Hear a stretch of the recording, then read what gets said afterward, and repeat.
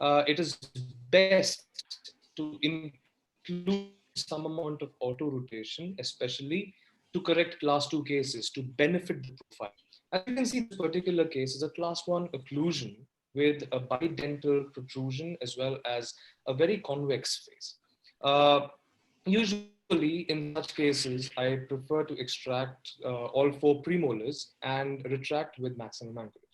So in this particular case, what I basically did, and you can see small amount of occlusal canting as well. So in this case, it was a basic simple case in which I extracted the premolars, as you can see, and I've given maximum anchorage using the tags. One thing that now there are many aspects of it. See, whenever we retract in this particular way, we would see uprighting of the incisors. Uprighting of the incisors along with the extrusion of the molars, because these are interradicular screws. So as you can see, there is some amount of vertical bowing that might take place over here in particular aspect. Now, vertical bowing is also going to lead to an open bite effect. So the molar is going to extrude over here. And to compensate for that, the incisors extrude and we possibly end up in a gummy smile situation. That is post-retraction. So there are some few ways in which you can control them. One is actively intruding the posteriors using the same TAD over here, which I will be showing the next case. And especially in this case, I'm going to be showing you another thing. That is regarding this particular paper, which was published by Dr. Kijumi and Angle. Now you see that whenever we try to retract using a mini screw, and even if we go to the center of resistance, as you can see over here, there is always an extrusive component on the incisors. Now, whenever there is an extrusive component on the incisors, you're going to find the vertical bowing as well as the incisors dumping down. To prevent this, what he suggested is, even on a continuous arch wire, along with mini screws for retraction, we can add some amount of labial crown torque onto the wire. Now, incorporation of labial crown torque on the wire gives you an additional moment, which would intrude as well as retract. And exactly what has happened in this particular case, you can see that the finish is apt. And especially in the superimposition, you may notice that the incisors have intruded and retracted. Now, this, and also you can see some amount of auto rotation. Now, the auto rotation is not because of the actual intrusion of the molars, just a vertical control on the molars would be more than enough, especially on a class 2 case. Because I have seen many cases in which what happens is when we retract the incisors and have no anchorage, or sorry, no molar control, the teeth get upright, the mandible does not move, and you have an over retraction kind of a situation without any special, which makes young ladies look slightly older. So that's about that in this particular case. And you can see the changes, especially in terms of the mandibular angle. So the key over here to retract. So, good, Dr. Ajay? Yeah, you are audible. You are audible and visible as well. Don't worry. Yes, sir. So any questions with the first case?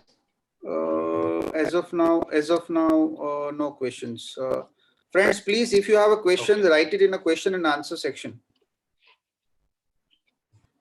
So please, you can do that as soon as possible so that I can just finish the discussion over that particular case, and then so that there's so that the relevance will be there. Absolutely. So now we are going to be talking about this particular high angle case, in which you can see amount of bidental protrusion as well. Adit, yes. There's a question from Dr. Nauf Banom. Sir, could you repeat the keynote, what you were saying?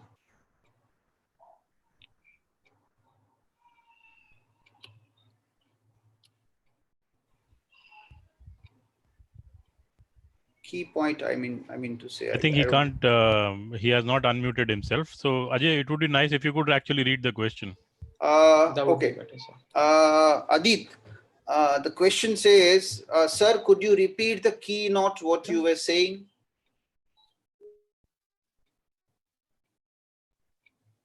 Adit, can you hear us? The keynote? Yeah. I What think keynote, sir? I think he's which, able. you mean, you mean this?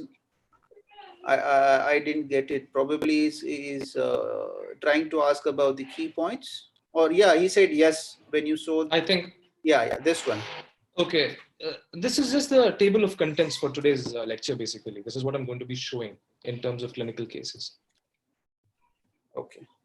Okay.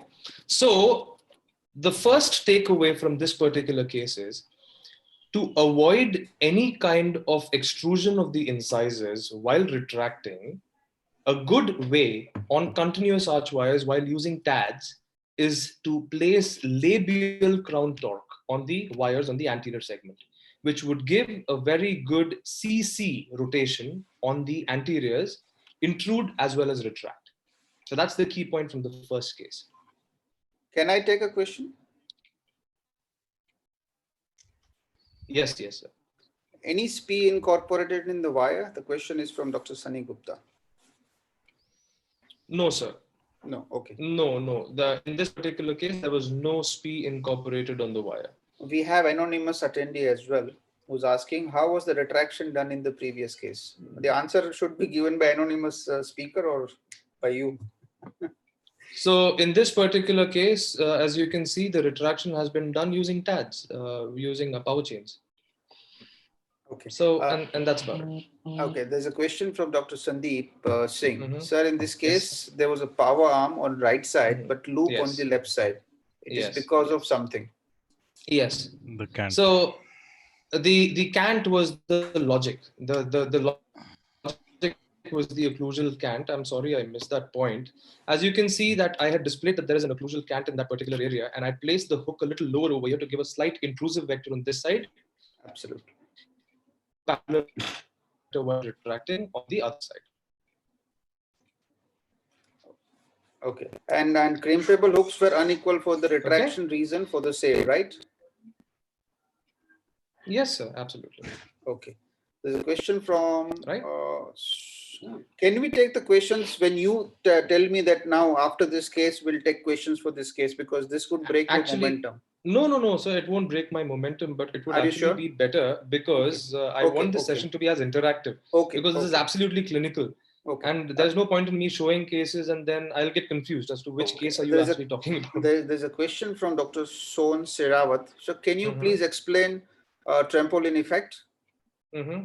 So what is the trampoline effect again, sir? Please, I am not very good with these terminologies.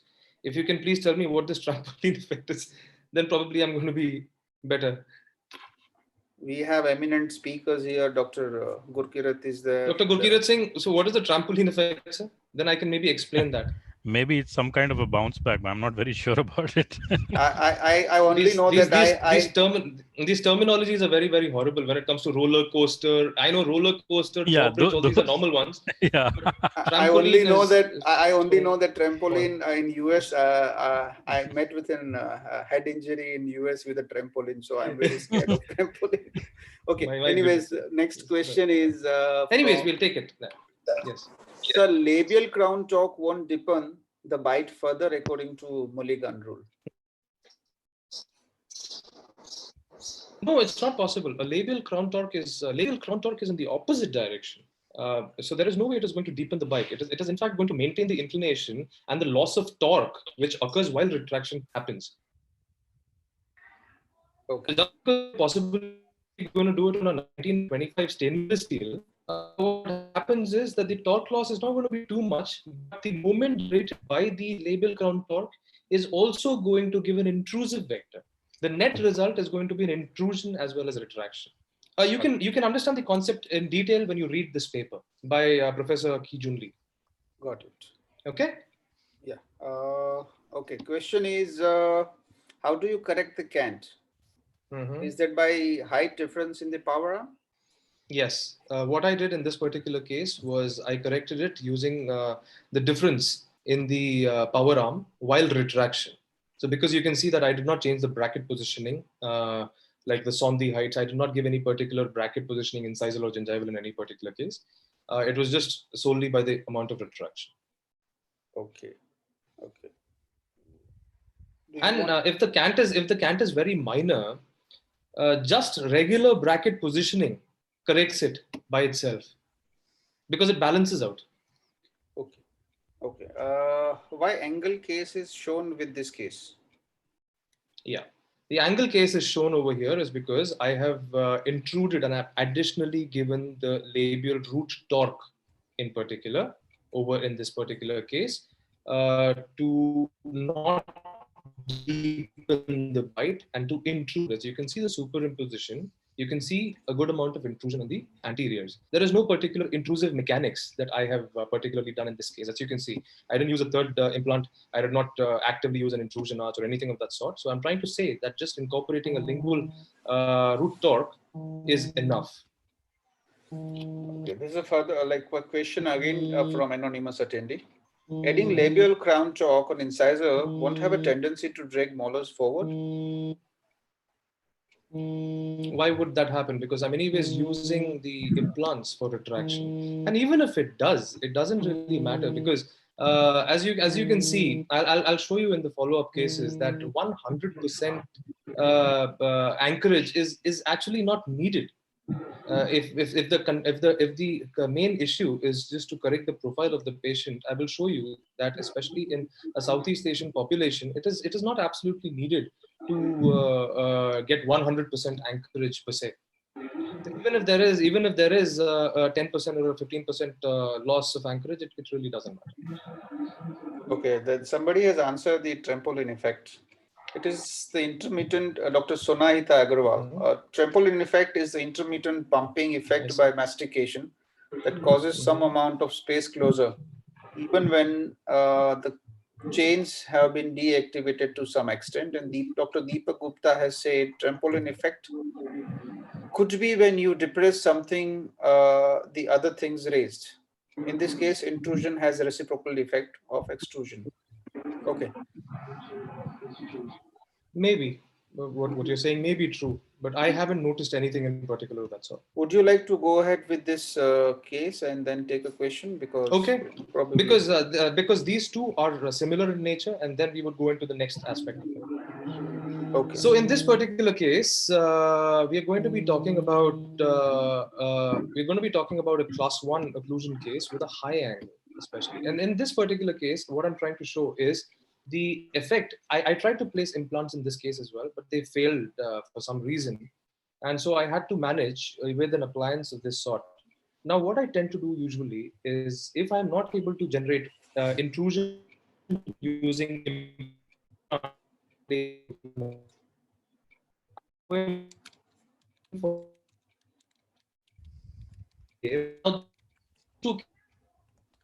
same implant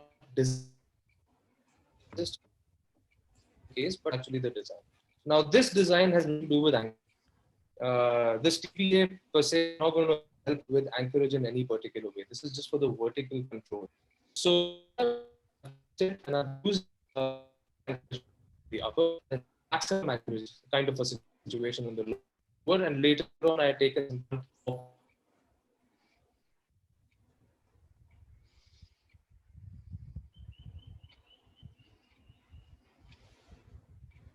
Adit, are you there?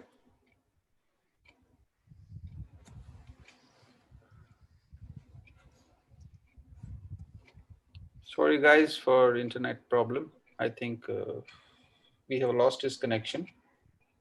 Hello? Yeah, he's back. Okay, start sharing your screen again, Aditya. There was an internet error. Yes. So in this particular case, as you can see that the retraction was completed in this way. And what I'm trying to show is not about the retraction any so.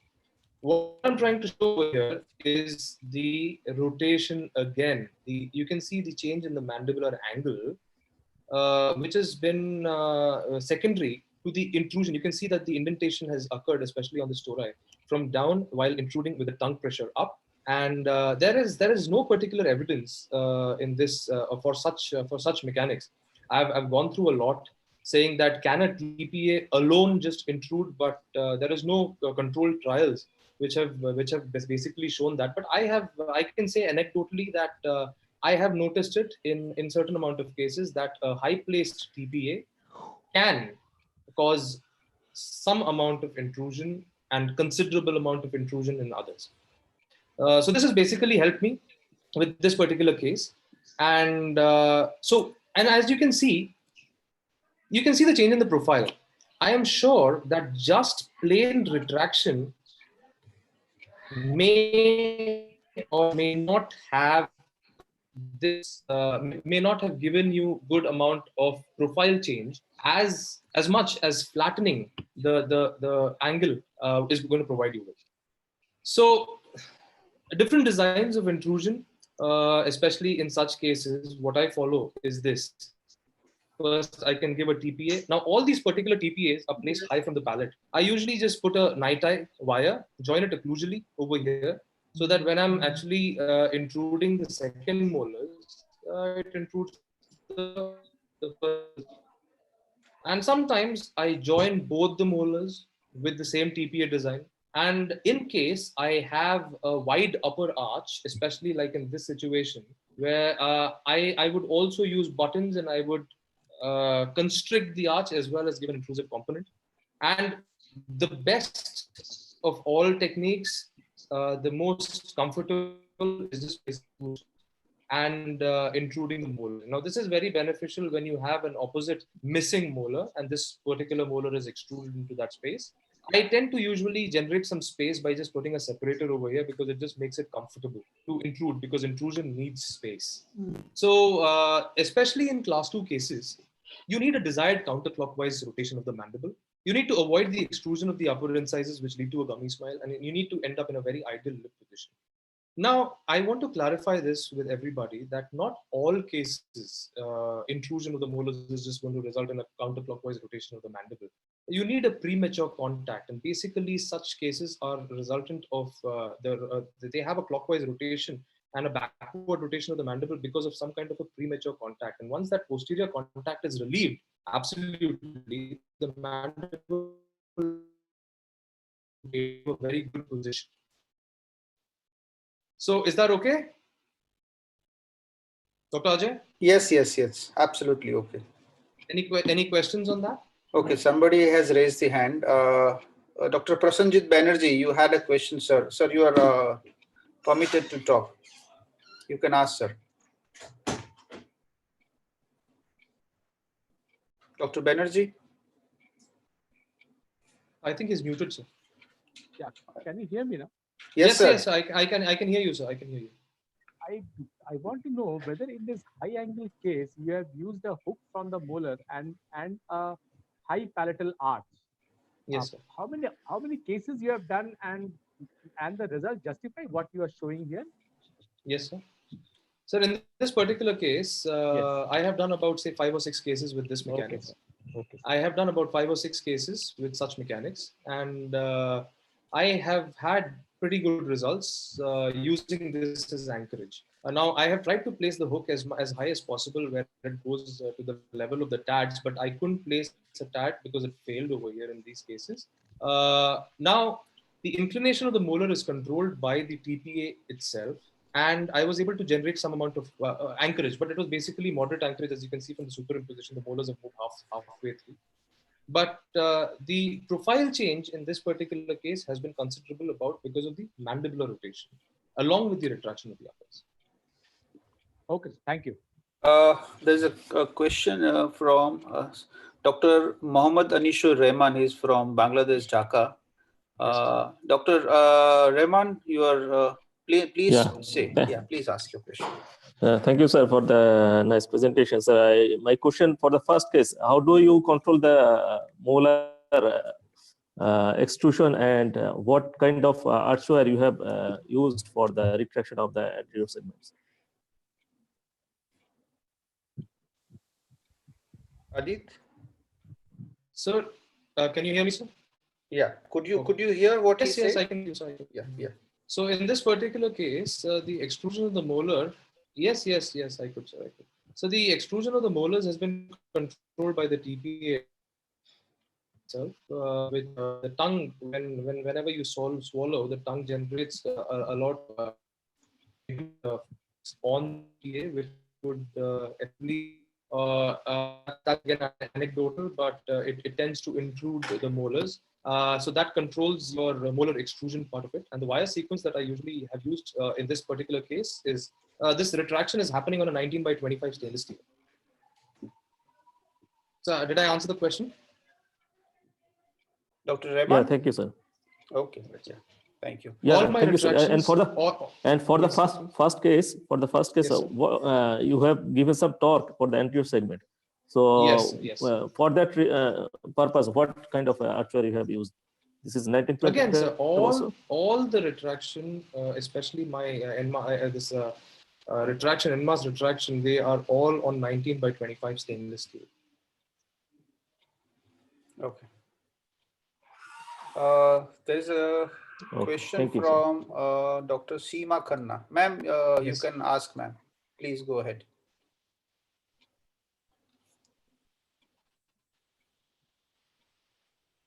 Dr. Seema, ma'am.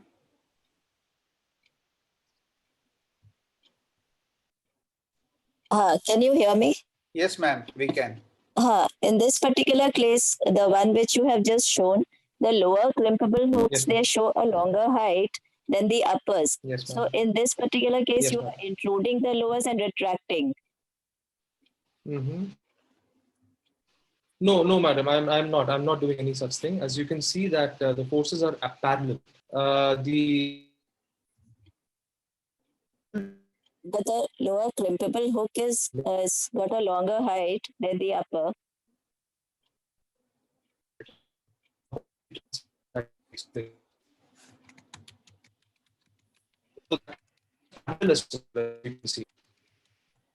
If it was the other way around, you could have seen effects. Like if you have a higher hook over here and then you place it higher, so then you're going to have a clockwise rotation. It's something like this and retracting. Okay, there is a suggestion from Dr. Anupam Agarwal. I guess the bandwidth is low at Dr. Adit's end. Yes. As his voice is breaking. Kindly suggest Dr. Adit to switch off Wi-Fi on the other devices, which may be consuming bandwidth. So do you have any other devices on which is connected to this? Off the Wi-Fi. I have switched off Wi-Fi. I have switched off the Wi-Fi on all devices. Okay, done. Go ahead. Okay, there is a question from Dr. Bhavya. Bhavya, please ask. Yeah, doctor, it is regarding your first case, as in you mentioned that you incorporated a labial crown torque.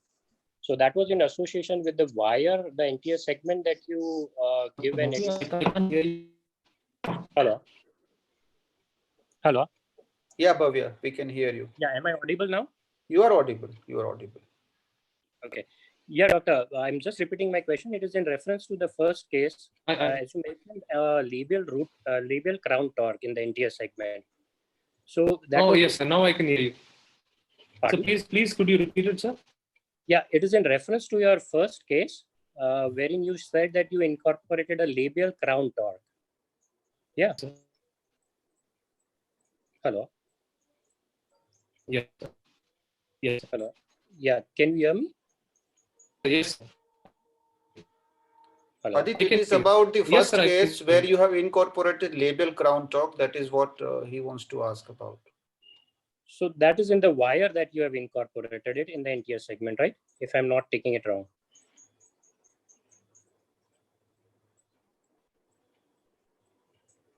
There is a serious issue with his bandwidth, I guess. Yeah, I think so.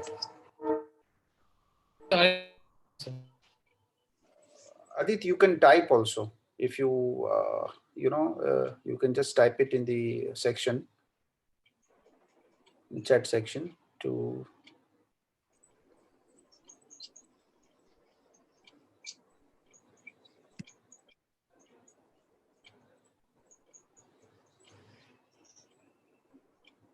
You there, Adit? I think again lost his connection. Ajay, I think it is better if we don't take questions and we exactly, because this is breaking the momentum. Yes. Once he comes back, I think you will have to tell him. Yes. Let's wait for I'm him. back. And if there are questions, only you only ask, Ajay. You Yeah, need yeah. all the Sure. participants to ask because that's taking a lot of time. And you see, And probably that is also taking on a lot of bandwidth as well, yeah. I guess. So you only note down the questions and you can just straight away. Friends, please send the questions in question and answer section, and then we will take it at the end because this is breaking the momentum. Thank you all. Okay, Adit, go ahead. So now this that is going to be with the curve of Spee cases.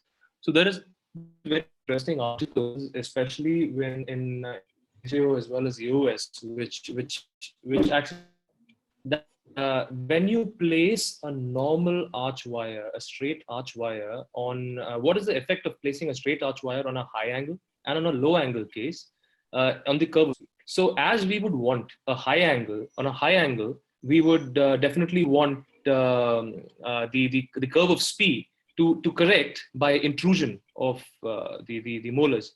But it happens the other way around. In low angle subjects, as you can see, the curve of Spee is leveled through intrusion of the mandibular incisors and buccal flaring. But we would want it to happen in the opposite, especially in low angle, because we want to develop the mandibular angle. And on high angle cases, as much as we would want it to happen by this, it happens through the extrusion and uprighting of the posterior teeth. So it is paramount to understand that what kind of patient, what kind of angle do our patients have, and how are we supposed to correct the prior to space closure.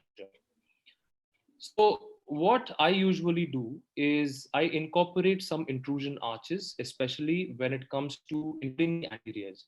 Now, as you can see, this is a very clear picture of a one-piece intrusion arch, where you have three segments, especially of the teeth, but the intrusion arch is directly from the first molar onto the other first molar, and we tie it over here onto the forefront teeth. So you can see this particular case. It is by Dr. Vishnu Raj. In this case, as you can see, that the incisors are proclined and there is a deep bite situation. So what he has done is, while retracting, is incorporated an intrusion arch on the upper as well. So you can do it either prior to retraction, or you can also do it while retracting.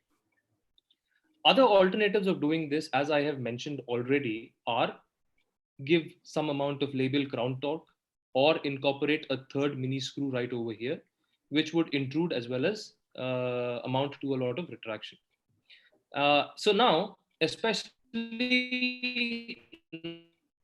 coming on forward, you can see it becomes paramount to intrude the lower anteriors, especially when it comes to whether it is a high angle or a low angle. So on a high angle case, you don't want it to extrude. You don't want the posteriors to extrude more. So you have to actively intrude the anteriors like this, especially when you're dealing with a high angle case with a deep curve of Spee. If you do not, and if you just run a wire straight from the molars onto the anteriors, what tends to happen because of the musculature of high angle is that this does not go down, but this is going to come up. What happens is that you are doing another difference, especially on the vertical, by rotating the mandible downwards and backwards. So again, the takeaway over here is that on a high angle with a deep curve of Spee, it is better to intrude the anteriors from the very beginning by segmenting these arches, because a continuous arch wire will tend to extrude the molars, and the reciprocal would be better, especially when you have a low angle case. I am not saying that in every kind of low angle case it is beneficial to extrude molars. Extruding molars is never stable, or not a very good idea, especially when it comes to a class 2. But we can start early elastics in those cases. So this is what I'm getting at. Now, how I usually do intrusion as well as retraction is something like this. Now, I place a straight night eye, that is a preformed arch wire, and with a tip back, or I can also place a 16 by 22 TMA with a tip back going into the auxiliary arch wire. So when it is activated, sorry, when it is inactive, the wire is somewhere like this, and then pull it up and then tie it at about 2 points over here. So that would give you the intrusive component. Of course, the arch wire is sectioned at 3 different areas, one here, and then one at the back. So this would intrude. Now the side effects of such cases are the flaring component. So you would also have some amount of flaring taking place on the lower anteriors. Now this is the side effect of a one-piece intrusion arch, which is actually controlled much better using a three-piece intrusion arch, because the action is at the center of resistance, the three-piece. I'm going to get into it in a short while. The side effects of this particular one-piece intrusion arch is always shown on the molars. You have extrusion on the molars. You use a one-piece intrusion arch unless that is held using a lingual holding arch or a TPA on the upper. Now, to counter the side effect, in this particular case, as you can see, this was a regular case, and I'm sorry for the records because this is a transfer case and I had to take a shot from the record itself. This was a clear upper extraction case for me. And when I got this particular case, you can see there was a deep bite. There were of the upper incisors. You can see very limited amount of overjet for retraction because of the roller coaster effect. And the retraction was being done on a 16x22 stainless steel. So you can clearly see the bowing that has taken place over here. So of course, it is an anterior dental extrusion which has taken place, and the reasons are iatrogenic because of the wire sequences used, because of the amount of forces that have been used in these particular cases. So what I decided, and you can see the deep bite, you can see it's a pretty big deep bite. So any kind of retraction needs some amount of deep bite correction first, generate ideal torque of the crowns, and then we have to retract all over again. So what I decided in this particular case, because I was asked to finish this particular case because she was already undergone this orthodontic treatment for a few years, was that you can see that I placed I modified the intrusion arch by placing it directly on the implant. So you can see that the wire is going straight up from both the sides. It is a 16x22 stainless steel. And the slot on the implant, inside the implant, is a 20 slot. So you can see there is a lot of play. I think it is an 18 or a 20 slot. I'm not very sure. But this is not the ideal inactive form. The inactive form would be somewhere till here. That's because of the enormous amount of play that is available. So what we could do is I cinched it back. It is very important that the angulation of the screws are similar on both sides, or else your intrusion arch itself is going to be canted. So you have to keep it cinched over here. You can either add some amount of flow at the back so that it doesn't hurt the patient. You can bend it down and then activate it at 2 points. Now what happens over here is you have to be very, very particular that there is sufficient amount of play on the implants, or else the left-sided implant is going to loosen, because you know that the activation is always clockwise, and on the other side the activation is going to be counterclockwise, which is going to release the screw. So either you have large amount of play, or you have to use a left-sided mini screw. Now luckily in this particular case I didn't have any loosening because there was a lot of play. I activated it the second or the third time using a 3-pronged plier, again generating it, and then again tying it at 2 different points. Initially, I thought that I could use it only for the purpose of intrusion, but later on I noticed that I could also use the same for retraction as well as intrusion as well, similar to this particular case. As you can see here, there is intrusion as well as retraction taking place. So that's exactly what I thought. Now it is very important that the wire slides out of the mini screw as well as the continuous arch slides out from the molar. So that is going to give you an estimate of the retraction taking place, maintaining the inclination.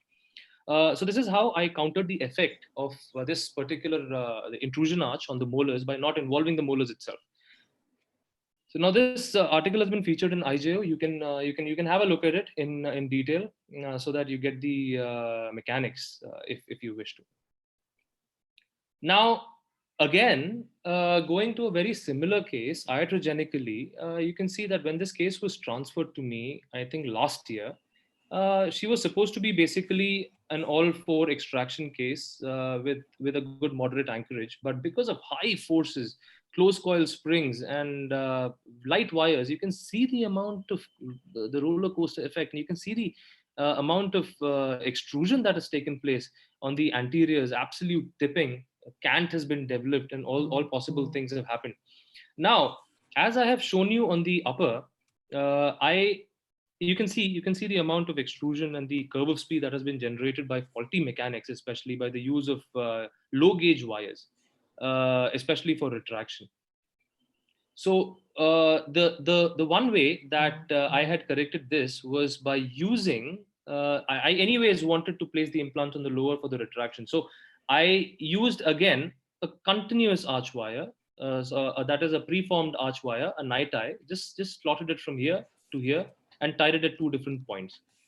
So you can see the amount of change in the inclination. Here you can see the amount of lingual tipping, and then here you can see the amount it is uprighted. So the other way on a different case would have been to just place 2 mini screws on the lower, or just 1 mini screw on the lower and then intrude it. I don't favor, and I don't usually do this kind of mechanics, because it is very, first of all, difficult to place mini screws in this area, and because of the gums impinging. Recently, I had seen a seminar by Dr. Vivek Patni where he had used his implants with a hook called the Noni hook, which gives you better stability, especially on the symphysis. That is a symphysis implant. You need to go really vertical into the symphysis. I usually prefer implants over here. I would use an intrusion arch to generate the same moment. And you can see that in a year, I was able to correct the curve of SPI on the lower, which was the biggest issue.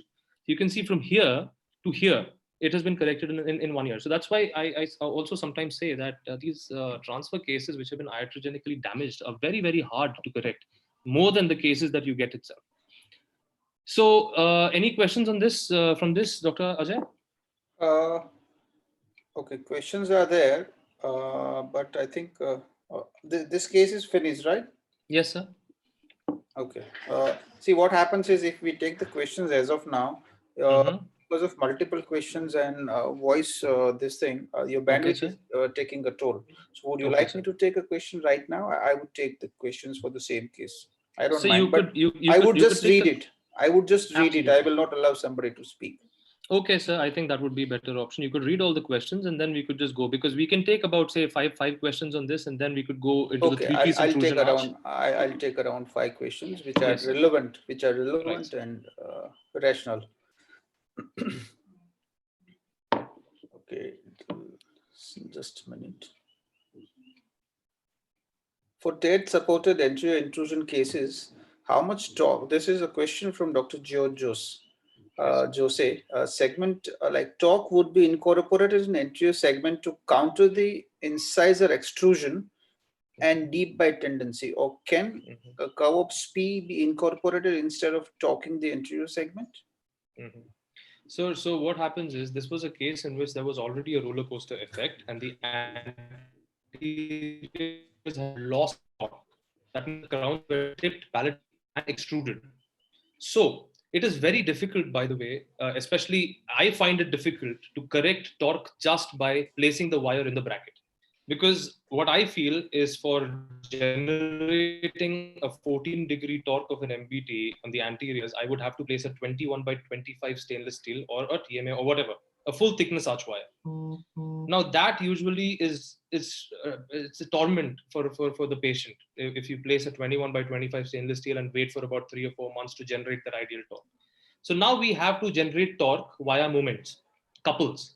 So now this is a way in which, when you place an intrusion arch and tie it onto 2 different points, you don't have an absolute intrusive vector. You will never have an absolutely intrusive vector. You always have a counterclockwise vector, which would generate labial crown torque and intrude at the same time, facilitating, giving you overjet enough to start retraction again. So that is the logic over here. So there is no active torque placed, but there is a couple which would torque the incisors. Okay. I have a personal question. I think when you are using TADs for such an intrusive artist, Yes, sir. right? There would be, one side is the right side, the other side is the left side, right? So how do you, because, most of the because time. there is, absolutely, sir, because as I mentioned that right side is okay, but the left side, the screw tends to loosen because of the activation. So there are two different ways of correcting it. In my particular case, luckily, I didn't even know about the issue until Dr. Ajay mentioned it when I posted it, saying that, did you have any loosening on the left side? I was like, why? And then after that, he told me that, oh, then I was like, yeah, that is probably possible. But luckily, because I never had this issue, I never knew about it. So, but then after that, we researched and we got to know that Apso Anchor has these implants, left-sided implants for molar uprighting. Because whenever you use the molar uprighting, you have a reciprocal a moment. So that tends to loosen the screw itself. So what Apso Anchor did is they designed left-hand screws for that purpose. So you can use the same for this case. But if your wire, the intrusion arch is of a very small dimension, then it won't cause this issue because there is a lot of play. It is not a snug fit to actually rotate the implant. We'll take 2-3 more questions.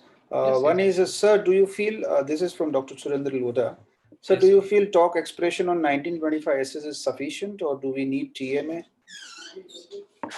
I don't see any difference between a TMA and SS. It is all about the dimension of the wire.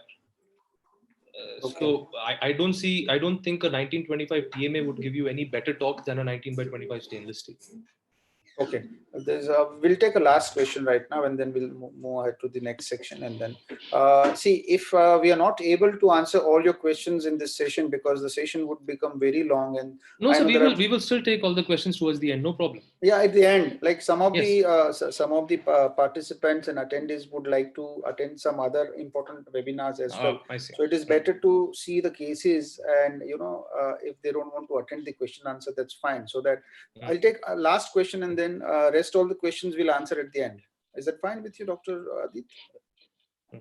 Absolutely, sir. Absolutely. Okay. Absolutely. The last question I'll take right now is Dr. Soham Malik says, if one is intruding anteriors with the overlay wires, do you suggest inverting anterior bracket to control torque, or what other methods can work effectively? Let me go back to what you're speaking. I think what he mentions here is that can reversing these brackets instead of see, what happens is when the regular MBT or prescription brackets have a positive crown torque on the anteriors. Now, especially while retracting, you need to maintain that, because the problem is when they dump. So if you invert it, you're already creating a negative crown torque, so which is anyways detrimental to the retraction. So that is why even Damon, you possibly use high torque brackets for the very purpose. If you invert it, you're already generating a negative torque. So that is not going to help, but that is just going to tip the crown even more while retracting. And you generally don't include sevens in your all the cases? No, so not in all cases. Not in all cases. That is actually a mistake. I have off late for the past maybe 2 years, I've started incorporating sevens, but at different times. But including sevens is a must. Okay. Is actually a must. Okay, thank you. Okay, let's go ahead with the clinical presentation. Perfect. Yeah. So now going into the three-piece intrusion notch. Now, what the three-piece intrusion notch is, it gives you a far better control in terms of proclination, is what I'm trying to say. So if I feel that the lower incisors are already proclined and very extruded, I would definitely go in for a three-piece intrusion arch rather than a one-piece intrusion arch. Because as you can see, it works from the center of resistance over here, getting you a more vertical effect than sagittal AP movement. You can also see that it has an intrusive component as very clear over here in this animation. And if you want to incorporate retraction, you may do that as well by just placing a power chain very light from the molar tube onto the hook anteriorly. Now, this is a demonstration of a particular case in which the same has happened, where you can see that the intrusion and retraction has taken place using a three-piece intrusion arch. Now, what I would like to point about this three-piece intrusion arch is that in the vertical plane, intrusion of the anterior dentition was seen in both. Now this is basically a comparison, by the way, of the Kaiser arch wire, which claims to have a lot of intrusive component while retracting, and a three-piece intrusion arch by a team from India.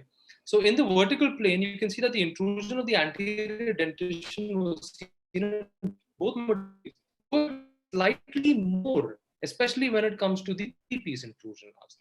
And in the sagittal plane, the bodily movement was identified more in a three-piece intrusion arch, again because of the action on the CR. Now, the canine was displaced mesially in the three-piece intrusion arch and distally in the Kaiser. So you can have some loss of anchorage per se when you talk about the three-piece intrusion arch. But definitely when it comes to intrusion as well as AP movement, three-piece intrusion arch is far better. But especially when it comes to anchorage, a three-piece is not as good as a Kaiser arch wire because of the exaggerated throwback on the molars with the 90, with the 45, and then the 60 again on the Kaiser arch wire. So now, to counter this effect, in one of my cases, what I decided was to modify the three-piece intrusion arch. So now this is a case in which this was a case again transferred to me with a deep bite, with almost a 90% deep bite. And you can see that the upper four teeth are extruded. The premolars have been extracted. And it's an 016 niti on which the canines are being retracted. So what happens is the canines, of course, because it's a light wire, will tend to tip distally. Now that will bend the wire here down. And what happens is that the extrusion of the forefront teeth takes place, which is exactly the roller coaster effect. So now this patient had exactly about 9 months before she was leaving for the States, and she wanted this treatment to finish. So now I had a dilemma in front of me because I had these canines half retracted already. It was a maximum anchorage case because the overjet was about 10 millimeters, 8 to 10 millimeters, and the arch was not aligned as well.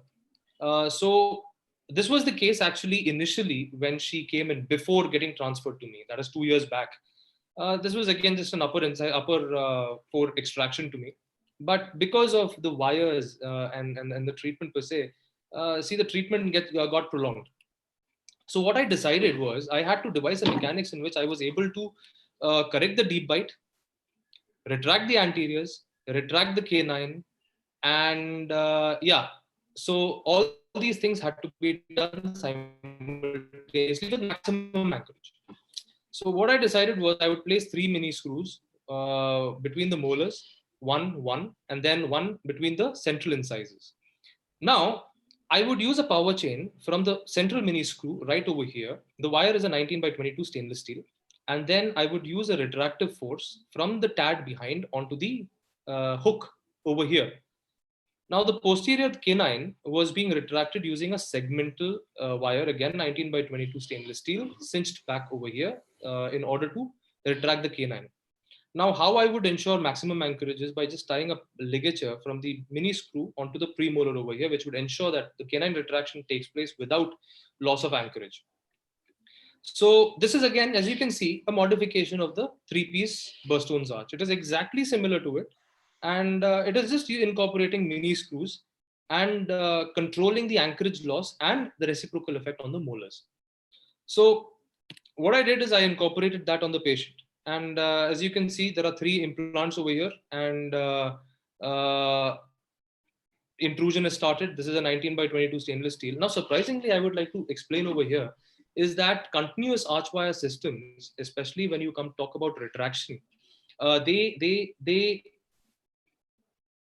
there is a resistance to sliding because continuous arch wire retraction depends on sliding, especially from here. So there is something called as binding and notching, which cause resistance to sliding. But when you have frictionless mechanics of this sort, there is no sliding. The entire amount, it is more of a determinate force system where the amount of force that you use is absolutely being delivered for the purpose intended, rather than losing it in friction and binding and notching. So if you're using a continuous arch wire system and you say that I've delivered 100 grams of force for retracting the canines, you actually really don't know what amount of force is going on to the canine and how much of force is lost by the binding and notching. So that's why frictionless mechanics is always better. Now, the third implant in this particular case is very, very important because of the very single fact that you can intrude. It gives you a labial thrust. If this third implant was not available, your retraction would have caused the palatal dumping of the 4 incisors. So this acts as more of a lever where it holds the forefront teeth as well as intrudes it and gives you a positive crown torque while retracting at the back. So at the end of about 4 or 5 months, I was able to close all the spaces. In the finishing, because especially with such mechanics, you don't have root parallelism. So what I tend to do is I place about a 1925 or 1825 night-eye, and I use long power chains. Long power chains tend to upright. They tend to upright the roots, not opening spaces because of the power chain itself. Now, of course, I was not able to close the molar space over here, but I was able to give her a decent amount of decent finish at the end of about 8 months. As I mentioned, I did not close the space over here. So let's see the superimposition in this particular case. You can see good amount of slight amount of intrusion and bodily retraction, and the lower incisors have just tipped because, as you can see over here, there was some initial amount of spaces. You see the spaces over here. So lower incisors have tipped and retracted a bit into those spaces itself. Now, this particular case has also been published in case reports in dentistry, where you can access. It's an open access journal, so you can see the detailed mechanics over here. And if you want to understand this particular modification of the 3-piece intrusion arch. Yes, sir. Any questions before we go to the next segment? Shall take same way. We'll take 5 questions, right? Yes, sir. The question is from Dr. Jainal Parekh. Can you kindly guide some broad guidelines when to use 3-piece intrusion versus TED retraction? Versus TAD retraction. Yes. Okay. So a 3-piece intrusion arch, and it is a question which doesn't have a particular answer. Now, if you give me a chance, I would definitely use a TAD for almost all purposes. It's a subjective. I would place 3 TADs and do the same thing. And I would do the same thing using 3 TADs rather than bend a cumbersome 3-piece intrusion arch. But my use for a 3-piece intrusion arch would definitely come into play on the lowers, not on the uppers, because I don't prefer placing TADs for intrusion on the lowers. So it's always going to be a 3-piece or a 1-piece intrusion arch when it comes to controlling the extrusion on the lower incisors for me. If the lower incisors are not proclined, upright, and just extruded, I would stick to a 1-piece intrusion arch. But if the incisors are proclined and extruded, like in retruded mandible cases because of the basic compensation, I would go in for a 3-piece intrusion arch because it would give you more of an anteroposterior control. Okay. There's a question that while retraction with the each end, how do you prevent the root resorption? I don't understand the question. So because this can happen with anything. It can happen with a coil spring, or it can happen with a power. I don't see a power chain affecting root resorption in any particular way. I think root resorption depends more on third order movement than vertical movement. As you can see, the resorption will take place more if you torque the wires, torque the brackets, and if, of course, high forces are used. Okay. Intrusion, if high forces, definitely you will have resorption as well. But there's nothing to do with power chain. There's a question from Dr. Subhash Sheth, who's asking how to control occlusal plane in segmental retraction by TAD. Yes, sir. So that is again a subjective question, in which if you see that there has been some amount of extrusion of the anteriors, there is definitely an anterior dental extrusion. So intruding that is just going to flatten. And towards the end, anyway, once the major issue has been sorted out, we would change bracket positions, accordingly, and also at the same time use a continuous arch wire. So have you come across any such problems while using this segmental retraction with the TAD? No, sir, I really haven't, because I always use it, especially when I have 4 front teeth which have been extruded far more than the posterior segment. I would not use it. Yeah. I'll take 2 more questions. Yeah. Dr. Shakti Kumar is asking, did you ligate all the teeth while using long each end? And each end was continuous or long? Yeah, especially I think he's talking about this case. So I use long power chains. I don't want to keep it very tight. And I give it some room as well, 18 by 25 night-eye, some play for the roots to upright. Night-eye? Not unnecessarily opening the spaces. Yes, night-eye. Okay. Okay, there's the last question we'll take right now. How do we retain the amount of intrusion that we have attained at the end of the treatment? By Dr. Pratiksha Borwankar. All right, sir. So you can see that towards the end, this is the finish, and I still haven't taken out the mini screw. So what intrusion is the most difficult thing to control and retain, especially because there is no fourth surface over there. It is very free to just come out. So I usually give a fixed retainer as well as an SX retainer together. So what happens is I place the third tad. The third tad over here is there, which I don't remove. Now I probably won't be removing this for the next 1 to 1.5 years. On the SX, I place a lingual button here and ask the patient to wear a very light 3x16 light elastic at night time. That is to just control the amount of intrusion over here. Only on the labial side? Yes, only on the labial side. Okay, let's go ahead with the clinical presentation, and then we'll. Okay, so now there is this. Let's go on to the next segment, which deals especially with the canines and high canines and impacted canines.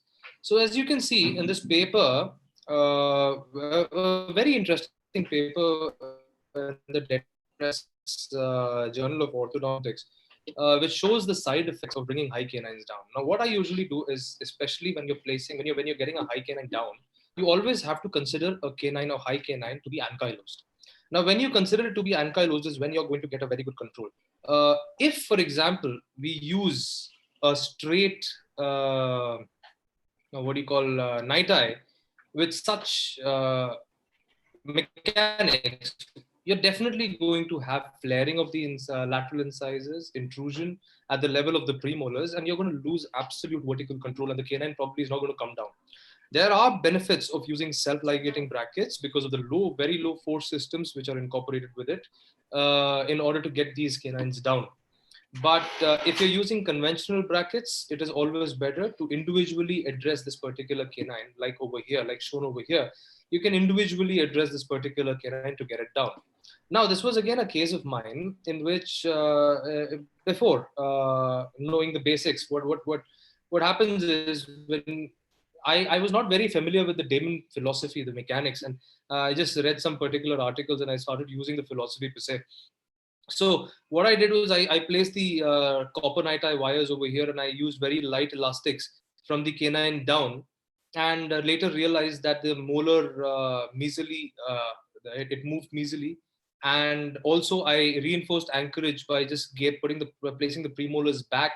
So what happened is finally I was able to get the canine down. But then when I took a follow-up SEF, I realized that I extruded the lowers considerably and created a vertical defect over here just to get the canine down. So over a period of time, after just using these cantilever systems, what I decided to do is, especially when it comes to these high canines, I use inter-arch mechanics. Now, inter-arch mechanics means I place a tad right opposite, and depending on whether the canine is visible or has to be exposed, you can make a small attachment using crimpable hooks and a small wire, which is just joined over here with composite to make some kind of an attachment, and then use 1/8 medium elastics. Now, the force which is generated has been measured on maximum mouth opening as well.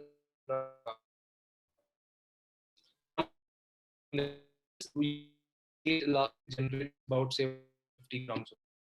And on closure, it is very, very minimal. So I recommend and I ask my patients to wear the elastics while take it off, of course, while eating, but most of the times it is here. And as you know that the patient usually keeps the mouth open while sleeping, as well as the mouth is in maximum intercuspal position just for usually chewing or sometimes while speaking. Otherwise, it is not. So this has given me considerable amount of anchorage value. And I've started using this for almost all my impacted buccal and palatal cases. I'm going to be showing you a palatal impaction as well. So this has been published in the APOS, and you can have an idea of how this particular mechanics works. I'm going to give you a similar example of a palatal impaction case. As you can see over here, the canine has been impacted, and it is placed really high above the level of the roots of the incisors, and even the angulation is not favorable. So according to this particular paper, which is not but the Bible for the canines, impacted canines, it clearly says that there are two factors. One is the labiopalatal crown position and the angulation to the midline, which determines whether the canine has to be brought down or removed. As you can again see, poor prognosis. Now my case had poor prognosis all throughout. Complete overlap of the central incisors above the roots, not unfavorable angulation, and so it was basically a poor prognosis. Now again, I didn't know about these problems, so that's why I again and again say ignorance is a bliss. If you don't know about an issue, you tend to just go with it. And I did the same thing. As you can see, I placed a tad over here on the opposite side. And now you can see that there is a hook over here, crimpable hook, and it's likened to a ligature run around the lingual button when exposed. There are two vectors. One is a square thread which has been tied from this lingual button onto the main arch wire itself, and one is the elastic that the patient wears from this hook down to the implant. So as you can see that the angle is anyways always favorable.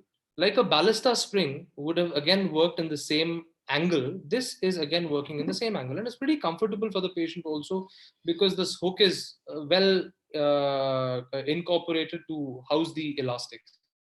And you can see that once the vectors are in control, the canine tends to come out sooner. And I was able to get this canine down. One must check, especially when the canines are so high up, for vitality, because while pulling them down, you might just lose vitality. So you have to just keep checking for it. And otherwise, of course, you can check it only when it's out. But otherwise, there is no other. You can't pull the canine through the bone directly into the bone and try to get it out, because just a transverse force is not going to get the canine out. You need a vertical traction as well at all particular times. So this is how I was able to get this particular tooth out. Now the third I'm going to be discussing with you is a case of central incisor impaction. As you can see that the central incisor also in this particular case is placed pretty high, with the narrow palatal, the upper arches. So you can see the impaction over here. The roots are absolutely palatal and they're rotated. So what I did was I expanded the upper arch. Now, I think what happened over here is that the patient did not expand as I had asked him to. It rather went into a slow maxillary expansion, causing a lot of buccal tipping and absolutely no space generation over here. So I was, and the patient came back after a long time. So I had almost lost it, lost the advantage of expansion. But yes, I had some amount of buccal tipping on the posteriors. So I ended up now the issue is I haven't used any self-ligating braces in these particular cases. These are just the normal conventional brackets with steel ligatures, of course, and open coil springs in order to generate space. And once the space was generated enough, I exposed and placed a lingual button over there and got out a ligature, closed the ruption, and placed it on the wire as usual. There is nothing very different. And as and when the tooth came down, I saw that it was absolutely rotated. Now, here started actually started to contact the lower incisors, and roots of the central incisor were absolutely out. They were absolutely out of the bone labially. Probably you can feel the tension over here. You can see it. You can see the inflammation. You can see the thinning as well. Yeah, here. So the roots are absolutely out. So now I had a choice whether to stop the derotation over here or continue with the derotation. But what I realized is if I would have just stopped over here, it wouldn't have benefited me in any particular way. So I decided to raise the bite and still go ahead. Now the next appointment, the roots came out even further and there was a contact over here. I still decided to go on with the derotation by raising the bite even further. And then is when the appointment I was able to derotate it completely. But still I'm on a round wire and you can see the loss of torque over here. So now finally the next step was to get into a rectangular wire as soon as possible and to generate the regular torque of a prescription bracket. That is a positive ground torque in this case because these are MBT brackets. So that I generated, I went into a 17 by 25 as soon as possible, a thermal night eye. And now here I'm on a 19 by 25 stainless steel. So I've started the settling and I'm using long elastics over here to close the space, get the midline corrected. And one thing good is I've got a good amount of the gingiva, which has come down as well. So this is pretty good considering the initial situation of this case. I think I should be able to fix almost all the issues in the next couple of months, after which I would settle the bite even further and then debond this particular case. As you can see, this is the worst possible expansion that you can see. But yeah, it has all helped me in the end, and I was able to control it. Yes, sir, any questions? This was the impaction segment. Okay, well, do you like me to take some questions right now? Yes, sir. These are the 3 impaction cases. Then after that, you're going to go into the next segment. Okay. Just a minute. Let me just see.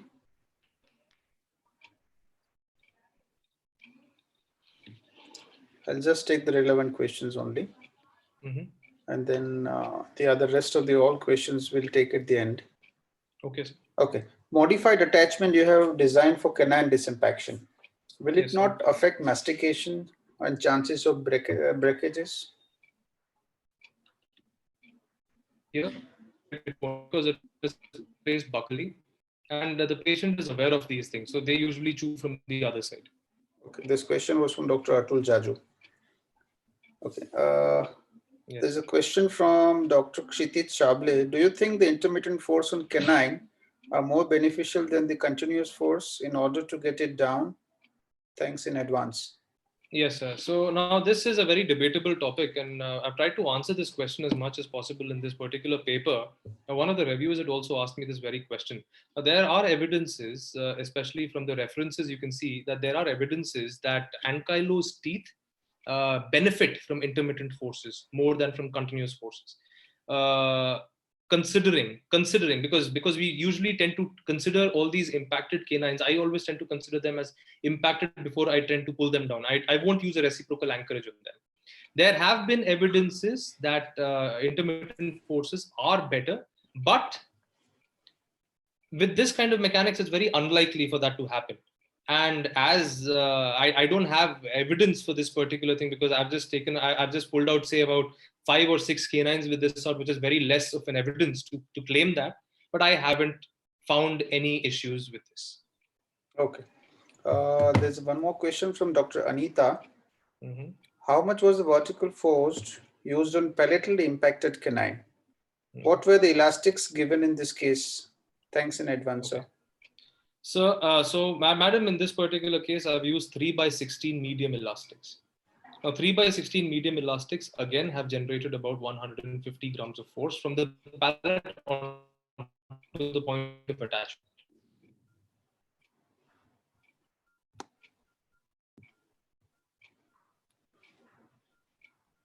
Rabbit, 3 by 16 medium.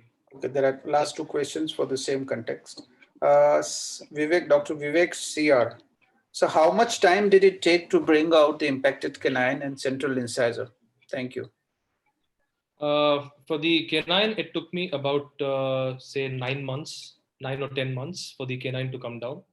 And the central incisor took me about 1.5 years in total. Because the central incisor had a lot of issues. There was a lot of soft tissue around it, and the lingual button failed many times. So I had to open up again, put the lingual button again and again, and I was losing out on all those. And he was a kid, so you have those kids they always break their attachments. So that was the main issue. The palatal impactions were both adults, but the central incisor was a small kid, so he was not very compliant. Okay, there's a question from Dr. Swati Pandey, who's asking about how can we preserve vitality and mobility of lateral incisor while traction of impacted canine? The best thing to do is not to engage the lateral incisor until and unless sufficient space is generated. If you ever take a follow-up CBCT and you feel that the roots of the canines are anywhere close to the lateral incisors, it is beneficial not to engage the lateral incisor, because the canine root will automatically displace the lateral incisor in a favorable place, and getting it into alignment is not later. Last question. So then in those cases, I would run the the open coil spring from the central incisor to the premolar directly, bypassing the lateral incisor. Okay, I'll take the last question on this topic.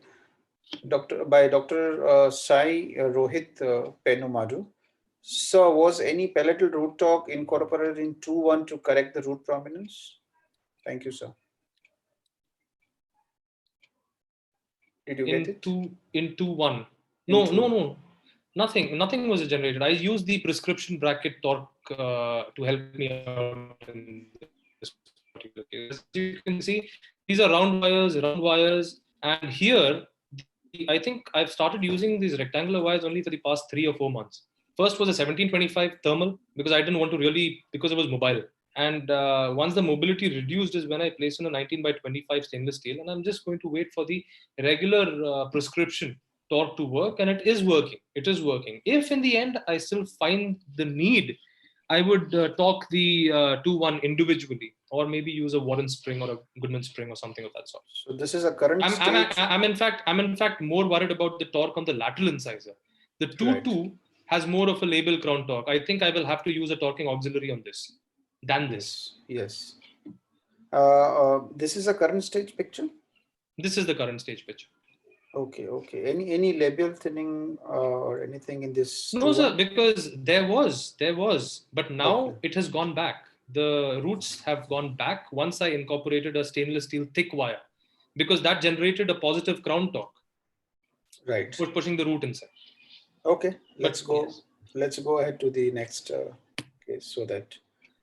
Okay, so now let's talk about scissor bites. Now, scissor bites are very complex treatments. I mean, these are one of the hardest that I have found to correct, because the changes that usually occur in scissor bites post correction, you tend to change the vertical dimension a lot, especially in such cases. You see, I have no idea of any way in which you can either raise the bite on the other side to jump the bite over here, so that you can maybe use some mechanics to get the lower molar out and push the upper molars in, than raising the bite on the other side. Now that will definitely cause a lot of pain for the patient and TMJ issues, as well as many things, no matter how transient it is. So after a lot of trial and error, what I come into conclusion is that I think the most favorable would be to use some kind of an anterior bite plate in such cases.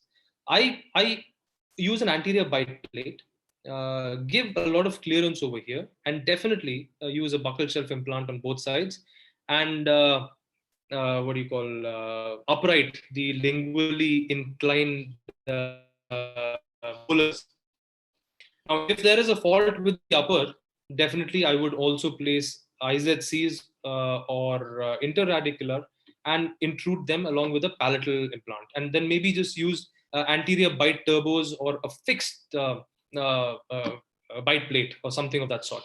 But I have not found any other convenient way. I mean, I've had about 5 or 6 of such cases, and single side bite turbos to raise the bite on the other side is horrible. So you need to have some kind of a balanced way of doing it. Probably a anterior bite plate is the best option that I could figure out. And this is the mechanics. Now, what happens is you can control the vertical by using a intrusive and uprighting vector. Intrusive and uprighting vector, not extruding the buccal cusps in such cases. So that is the mechanic that I usually go in for a scissor bite. So now coming into the interesting part. The interesting part is that let's talk about occlusal cans. Now, occlusal cans, as you can see, are dental or skeletal. Now, there are many ways of correcting occlusal cans. See, some people advocate the use of using differential bracket positions, and some people also use some certain appliances, some wires. For example, Dr. Eric Liu advocates the use of a yin-yang wire, which would have a curve of SPI and an anti-curve of SPI on the other. So it's a reverse and an accentuated curve of SPI on both the sides. But no matter what we use in such cases, the effect is always reciprocal. So see, Newton's third law is always applicable wherever. So what we need to do is we need to nullify the second action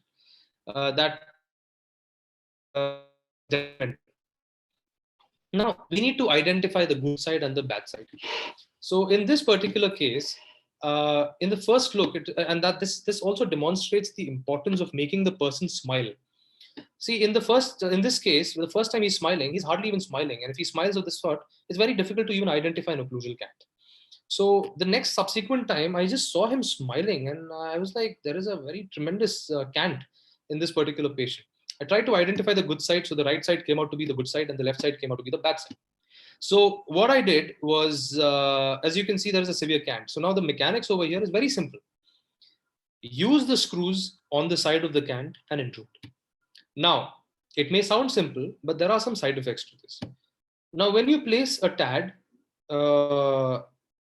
I place it as high because I have these screws which have a very long neck, very smooth. So they don't usually grow the gingiva over it. And they're in the movable gingiva as well. They're not in the attached. So now, anyways, when you place the square thread or any kind of an elastomeric chain, the first side effect is the buccal tipping of the posterior teeth, especially this side. You will have a scissor bite tendency which is forming. Now, how do you counteract the scissor bite tendency? One may say that you could torque the wire and give a good palatal crown torque. But when you give a palatal crown torque, you're nullifying the intrusion vector by the elastomeric chain itself, because that gives you an extrusive vector, a third order couple over there. The second option is, what I have found is, you can ligate or you can run a power chain from one side to the other side, which would give you a constricting force. At the same time, if you have a hook incorporated here between the canine and the lateral incisor, you can run a power chain from there under the bracket of the canine premolars and the molars and hook it onto the molar hook. So now that is also going to give you a vector which presses the crown palatally. I have got good amount of success while doing that, and that is probably something that I had done over here as well. Now, of course, the second thing that is going to happen is you're going to have an open bite which is formed. Now, the open bite has to be corrected by the use of light elastics. What is going to happen is you're going to extrude the lower segment, and then you're going to give the elastics in a class 1 fashion, which is going to get you good amount of intercuspation over here to correct the cant. Now, this by far is to correct occlusal cants. The use of mini screws is actually worthwhile in such cases. It saves you time. It saves you the side effects of what's going to happen. Now, imagine using a yin-yang wire. Gone down, this side would have gone up. Then you don't know what is the right side. You've gone and made something that you feel is right, but it's not the actual right or the actual wrong. So that's what happened. Now, by the way, I would like to just add on a point over here that whenever you're using intrusive vectors, it is always better to retract as well, intrude and retract as well, because that gives you a better control. Whenever you tend to intrude without retracting, you will have some amount of proclination. As you can see in this particular case, I was able to correct the gummy smile completely. Now, one very important thing is we as orthodontists, we tend to overestimate ourselves by the fact that we have corrected the entire gummy smiles. And I keep saying this again and again, but a gummy smile is always going to be a combination of gum contouring, your intrusion, as well as sometimes crown lengthening as well. So it depends. It depends on the anatomy of the crown. It depends on many, many factors. It depends on the amount of intrusion itself. Now, I was lucky in this particular case that I did not need any kind of add-on. It was just the intrusion which helped me correct it. But the side effect is, of course, proclination of the incisors. Also, an important factor is how to check. Now, since smile is a very dynamic procedure and process, you cannot, it's hard to say that the way the person smiles once is the same way he smiles the second time or the third time. We smile in different ways, different times. So the best way to identify whether the gummy smile has been corrected or what amount of correction is needed is always a video. A video is the best way to identify gummy smiles and smile and all these things. Now, the other way, which I was reading in one of the journals, is to measure the interlip distance. Now, that is the distance from here to here. This has to be constant in the before and after. You can see the nasolabial folds as well. So nowadays we have many people who claim that we've corrected a lot of gummy smiles, but the pre is so animated and the post is just not animated, the smile. So it's very difficult to say that we have corrected a particular gummy smile in this case. So yeah, so that's what I'm trying to say. I've tried to keep the interlabial gap even more in the corrected pictures to show the amount of correction that has taken place by absolute intrusion. The side effect, as I've mentioned, you can see proclination of the incisors. The patient just did not agree for extractions. If it was up to me, I would definitely extract the 5s in this case, given minimum anchorage to upright the incisors, because I don't prefer this kind of inclination of the incisors. Now, coming to another case of a gummy smile, as you can see, this case is a very severe case of a gummy smile, where you can see that there is a vertical maxillary excess, and in terms of TADs being used for intrusion, we have given it a term which is called the slow maxillary impaction. So it is a non-surgical modality to intrude. Definitely, it comes with a combination of gum correction, crown lengthening, and many other prosthodontic as well as other modalities involved in it. So now this case was a very severe bidental protrusion, a severe gummy smile of about 6 to 7 millimeters, deep bite, narrow arches, and bad inclinations when it came with the lower incisors and to the upper incisors. So there was really bad inclinations of the incisors over here. Now, the treatment modality was very simple. Now, when I received this, I didn't receive the case as such. Again, it was a transfer case to me. I'll show you the position from where I had received this case. But for me, this case would definitely be an upper and lower for extraction. And I would place 4 mini screws, and I would pull up the entire maxilla, correcting the gummy smile, giving a good amount of auto rotation to the jaw as well, and correcting the inclination, correcting the bidental protrusion, probably giving her a pleasing smile. So when I received the case, it was like this. This was the first stage I received it. The second molars definitely needed to be banded in this case. But as you can see that the first molars have extruded. It's a night eye. It's a 16 night eye, I think, placed over here. And the lowers are being retracted, or it's an 016 stainless steel with some loops over here. I think the loops were to close the spaces. But as you can see a complete bowing over here. Now, the surprising part is that she had a D-bite over here. Now, I was faced with a situation where, again, I had canines half retracted on the uppers and on the lowers, and I had a deep curve of spee. So what I decided was, I decided to retract the canines, even if I lost anchorage, because I had made up my mind that I'm going to be extracting the third molars and doing an en masse distalization anyways. So what I did was I tried to just get the posterior segment consolidated by retracting using a T-loop, and a very similar mechanism as I did. Now, as I showed you in the last, now the mistake I did was I like a fool. I was thinking that I'm somewhere close to the center of resistance, but I was actually nowhere close to the center of resistance. And I was under the impression that me doing something like this is going to intrude and retract the 4 incisors. But the exact opposite of that happened. What happened is that the incisors dumped even more and created a bigger deep bite than it was before.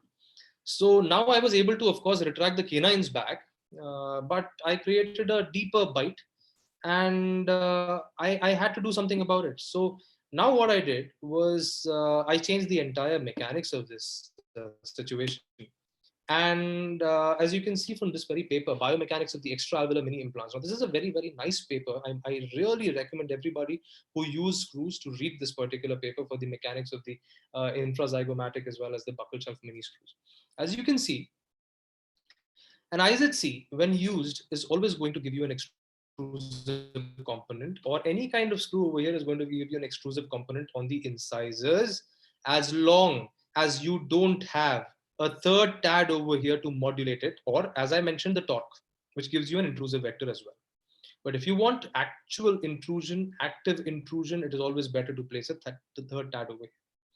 There is nothing much to worry about the lowers, because the dynamics and the mechanics itself will give you a counterclockwise rotation with extrusion of the lower incisors and intrusion of the molars over here, which is beneficial, which is actually when you en masse distalize, about distalization always has extrusion of the molars, so you're going to have a problem with opening the bite. In such cases, you don't have that situation happening. So as I mentioned, the third tad over here is really beneficial. So I went in for 2 tads. Now what I do is I have followed this protocol for all my Gummy Smile cases, and it has worked wonderfully well. The wire is a 19 by 25 stainless steel. There are 4 tads which are placed, and they are IZCs. These are 2 IZCs. I've changed now, as you can see over here, these were interradicular screws. So I've changed the positions to IZCs. I've placed interradicular screws over here, and I always utilize the power chains between the central and the lateral.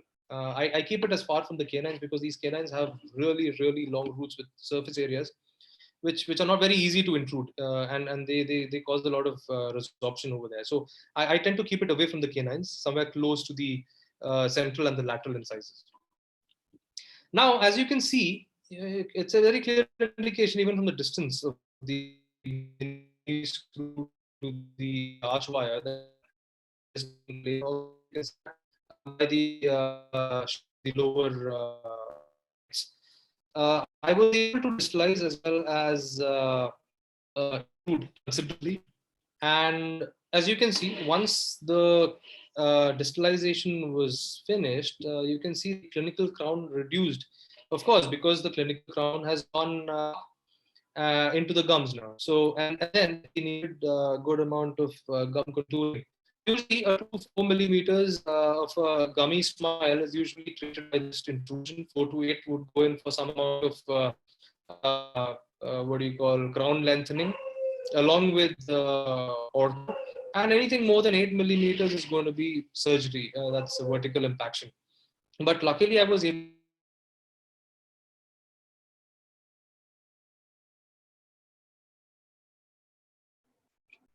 Adit, are you there?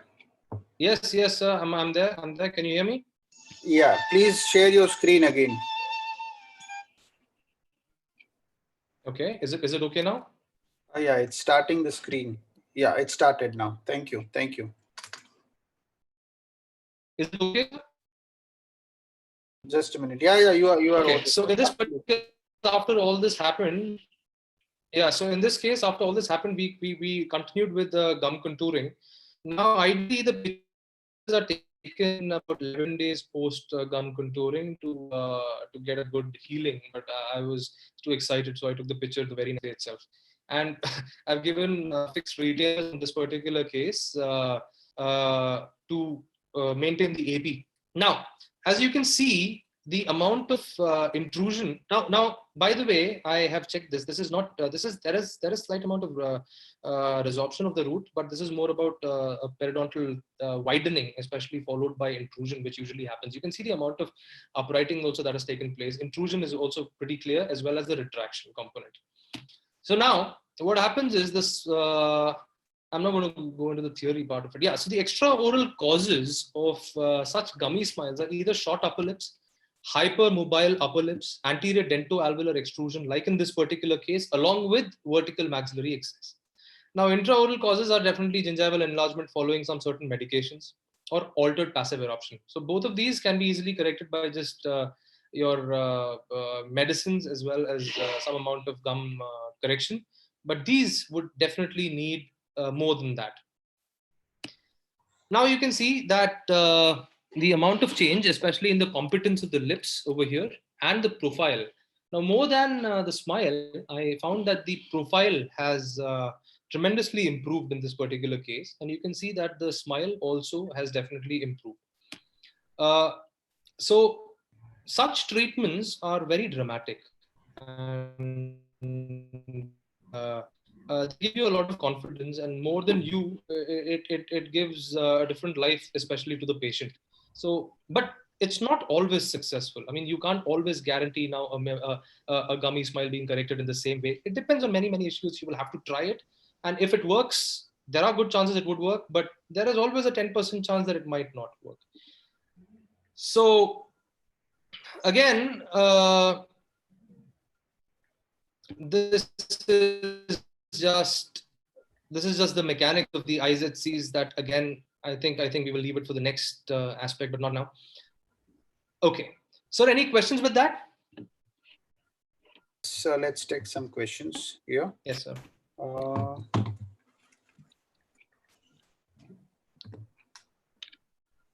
Few of the questions been answered by Dr. Gurkirat Singh while the presentation was going on. Thank you. Okay, sir. Thank you so much, sir. Thank you so much.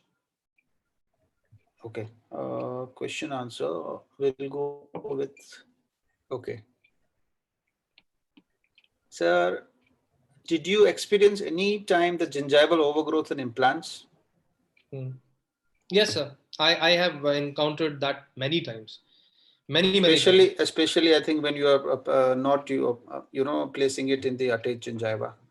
Yes, I have faced that issue, especially when it comes to infrazygomatic implants, because in you're talking about IZC. Population, Southeast Asia.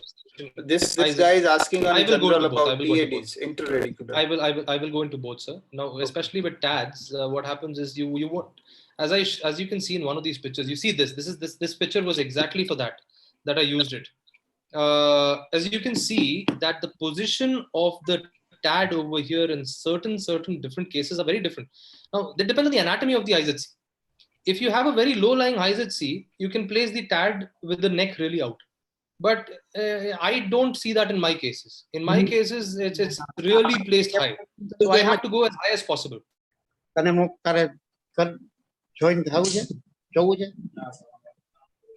about TADs, about the regular interradicular ones, it depends on the morphology of the implant as well. If you have a very smooth, long neck, it may help you. But if it does not, if it does not have something of that sort, then yes, definitely you will have some overgrowth of the gums, and then you will have to wait for 1 month. You'll have to make an incision, maybe place a ligature over there and an attachment. Or sometimes the easiest way is just to remove the screw and wait for a month, go place it down. Sometimes I place it immediately vertically a little lower as well. Okay. I'll take the relevant question about the IZC and implant. Okay. Can you please give an opinion regarding using segmented mechanics versus continuous arch wire with TAD? Dr. Jainal Parekh. See, I prefer segmented any day over continuous arch wires because of the same reasons that I have mentioned, especially when it comes to space closure. I find the rate of space closure, there is only one paper which mentions that the evidence related to this, I think I can put it up on the group. But then what happens is, whenever you're trying to retract, as I have mentioned again, is that there is some kind of a binding. There is some kind of resistance in continuous arch wire systems when you're using a continuous arch wire for retraction by just a TAD and a hook. Because as you know, the TAD is always placed higher, hook is always lower. So whenever you're retracting, you have you have a bowing effect in which the wire is always going to touch the slot at one particular point and cause some kind of a binding. So that is one of the reasons why the retraction may be a little delayed. So for faster results, I prefer segmental mechanics while retraction. Okay. When do you load it? I load the implants immediately. Immediately. Great. And which one do you prefer for IZC and BSS? The size I use, sir. The size I use. It's not about size. It's about SS or titanium. Which one you use? For bone screws, I would definitely use stainless steel implants. That is if it goes for an IZC or a buckle shelf. But I have used titanium also. It's not that I haven't used titanium. They're just stainless steel is more stiff and more sturdy compared to titanium. There's a question: which TAD system do you use? Can you elaborate? I use Ostem and I use Fav Anchor. Okay. So could you repeat, Dr. Sutham Nair? Could you repeat what you did to counteract the buccal tipping of molars while using buccal implant to intrude the side of the arch? That side of the arch, rather. So what I usually do is, should have kept a picture of it. Now I'll just explain what I did. I usually place a hook over here, and then I run a power chain from the hook under the bracket of the canine premolars and the molars, and then hook it again onto the molar arm, the molar hook. So what that does is it also gives you a slight intrusive vector, as well as it gives you a palatal tipping on the molars and the premolars and the canine, which counteracts the buccal tension caused by the power chain. I don't recommend torquing the wire in such cases because that would create another moment opposite to the intrusive itself. Okay, I'll take the last question for this segment. Hello, this is question from Dr. Bhavya Trivedi. Hello, sir. In 4 TEDs case of intrusion and retraction, what amount of intrusion and retraction force did you use? Amount of force. Okay, sir. So whenever I'm using a retractive force of such case, I use, say, it depends. Now, what my idea is, I consider 100, 100, 100 on the posteriors, and I consider about 75 to 50 on the anteriors for retraction. So it goes out to say that I would be using about, say, 200 grams of force for retraction, roughly 200 to 250 grams of force of retraction. But on the intrusion, I would limit it to about, say, 30 to 40 grams alone. Okay. Shall we go ahead with the next segment, or? If there are no more questions, we can start. Okay.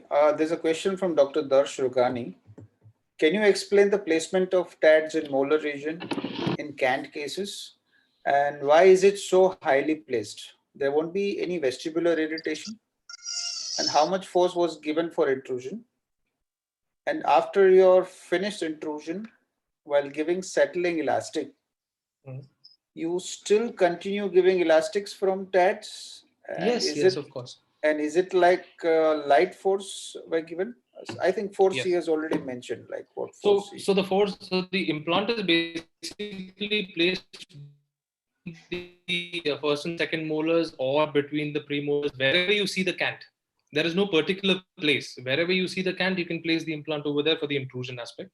And the amount of the intrusion force, I want to keep it as light as possible. That's why I always use power threads or square threads rather than power chains, especially when I'm intruding. And I keep it as light as possible. And I definitely would continue the intrusion while using the elastics because I don't want that to extrude back. So I would continue the intrusion and then use light elastics over here to extrude the mandibular dentition. Right. Okay. Dr. Jarina Bali is asking about the size of IZC. I think it is, you have already mentioned, right? Yes, so the size of IZC I use is about 2 into 12.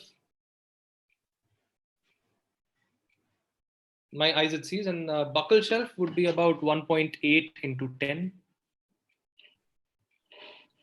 Okay. In correction of Interradicular 1.8 into 8 roughly. Okay. Okay. It depends on the like location of where you are placing that tape, right? Yes, I guess. Yes. Okay. You're using a post Dremel, any like 2x14 or Post, what's sir? so you are using a Dremel screws? No, sir, I don't use Dremel screws. Okay. I have not found the need to use it. Okay. Sir, I want to ask regarding cant correction also. Dr. Jainil Parekh. Yes. What regarding it? I don't know. This is. I think we may have answered it. Yeah, we did. Yes. Last question in this regard is from Dr. Mithil Patel. In correction of Scissor Bite, what changes are seen in the condyle of or TMJ because of increase in vertical dimension? Absolutely. That is one of the concerns itself that I raised in the very beginning, that there would be considerable amount of, you see, you're going to push the condyles up the fossa.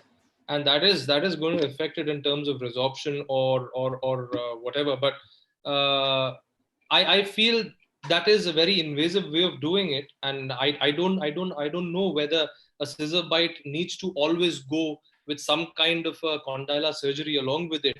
If there is a follow-up issue caused probably 5 years down the lane or maybe just 3 years down the lane. But I think that would be a very important research topic, because as you know that scissor bite would intend increasing the vertical dimension considerably, unless we intrude them back and position them. But even the transient change is just too much sometimes. Okay, let's go ahead. Okay, so now the couple of next cases that I'm going to be showing are going to actually demonstrate the limit of distalization that is possible, especially when we are using buccal shelf implants. So in this particular case, the previous dentist had aligned all the teeth and debonded them. And as you can see that the profile is very protrusive. So the patient was unhappy with the profile, but yeah, she had straight teeth and the condition of her posterior teeth were really bad. They were almost extraction indicated. And I referred them to the general dentist and they were like, nothing much can be done. They have to be extracted. So I had no posterior anchorage, especially when it came to the lower posteriors in this case. But and also, as you can see, upper was non-extraction. So the treatment plan over here in this particular case was upper 4 extractions with the maximum anchorage. So using interradicular tags between the 5s and the 6s, and at the same time placing buccal shelf implant on the lower and retracting the entire dentition. I had taken a CBCT in this particular case, and I will show you the importance of a CBCT when it comes to lower buccal shelf placement and retraction, and why it's so important to take it. So anyways, as I have mentioned over here, you can see the upper extraction, TAT, interradicular retraction, the normal particular way buccal shelf implants have been placed and retracted. Now, the amount of change that I had generated in this, and while retracting, these teeth came out. So they were already pretty shaky and the crown broke off. And so we extracted those teeth. And luckily we were using the buccal shelf implants. So we didn't need any kind of posterior anchorage over here. So you will be surprised by the amount of profile change that has taken place. And this is one of the cases where I've had a profound profile change with the amount of retraction. What believes me to say that, again, you can't go by the book. You cannot say that this much of hard tissue and soft tissue is going to affect the profile change. I think there are many factors which influence the amount of retraction to the amount of lip changes, primarily the lip thickness, lip tonicity, the gap between the inner surface of the lip to the labial surface of the crowns. So you have many changes which may or may not take place and would affect the amount of retraction in such cases. So as you can see over here, that the amount of distalization that I had achieved, especially with the other molar, was a lot. Now, you can see that clearly in the OPGs. You can see the side, you can see the third molar extracted, and you can see the new position of the second molar. It's somewhere around the third molars now. So that's good amount of retraction, I must say, while using it. Now, again, let me just go back to the limit of the limit. The limit is that especially when we are distalizing, you must take a CBCT at all times, because when you see the OPG alone, you might think you have so space available to distalize. And so you can use this as an alternative to a 4 extraction on the lower. But when you actually go in and see a CBCT slice, you will realize that as and when you go apically, not coronally, you can still see that, oh, I can retract a lot, I can distalize a lot. But when you go apically, you will notice that the distolingual root of the second molar contacts the mylohyoid ridge very prematurely. And once this happens, it is impossible to retract or distalize anymore. And that is why in many of my cases, after seeing an OPG, I was like, no, I'm not going to extract the lowers. I'm going to distalize placing a buccal shelf. And no matter what I did, nothing happened. The lower anteriors were just tipping and tipping and tipping, and the lower posteriors were tipping back. Unstable treatment. That's why it's very, very important that we do this. We take into account the amount of space available and take a CBCT at all times. So let's talk about another case in which this is a case of, this is again a retreatment case that I've had, in which you can see that it is a class 3 kind of a situation, wherein the case was actually supposed to be, if it was up to me, it was definitely an extraction case, but I would use a hypal headgear in this at least. Now, but when I received the case, it was like this. You can see that the upper incisors and the lower incisors are flared. Absolutely, it has become a class 3 defect. Extractions have been made, but I have absolutely lost anchorage. Now, this case came in like that. Now, what happened is that the previous doctor had, I think, extracted all the teeth, but used continuous archwise with molar anchorage. So what happened is that the molars and the premolars came forward, the space is closed, but there was not much amount of retraction that took place. And finally, when you took a CBCT, I have noticed that the roots have been exposed palatally. You can literally see the roots of the central incisors hanging on the palatal surface. You can also see very clearly from these 4 teeth over here in the OPG, you can see that it looks like the roots have resorbed. So I was under a dilemma whether I'm working on such resorbed roots, and then I decided to take a CBCT where I finally found the roots, but the roots were absolutely out of the palatal bone. So now I was in a situation where I had to retract the lower incisors first, but I don't have space.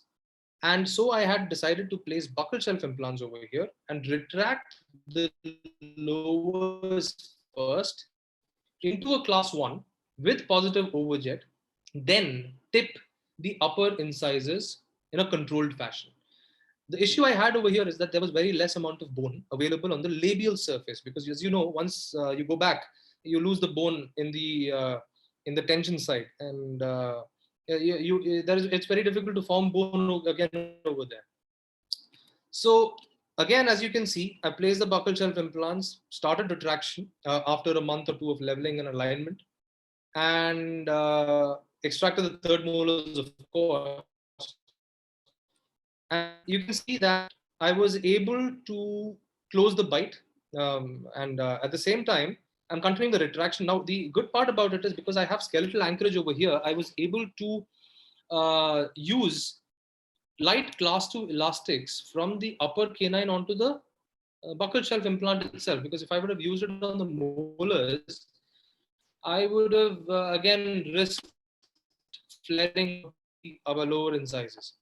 So as and when I jumped into a heavier wire, you can see that I have started using these class 2 elastics. I made a mistake over here. In fact, I shouldn't have used this on the molars. I should have still continued this on the buccal shelf. This is open to bite a little bit, as you can see in the superimposition later. And of course, I have continued using the same distalization procedure. And I was able to finish this case in about a year's time from where I had started. Now, the patient was really happy. But as you can see, this was always a surgical case.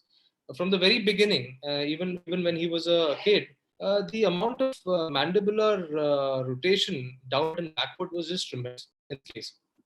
I was able to control the gummy display over here, and as you can see, we've grown back the roots over here by just uprighting the incisors.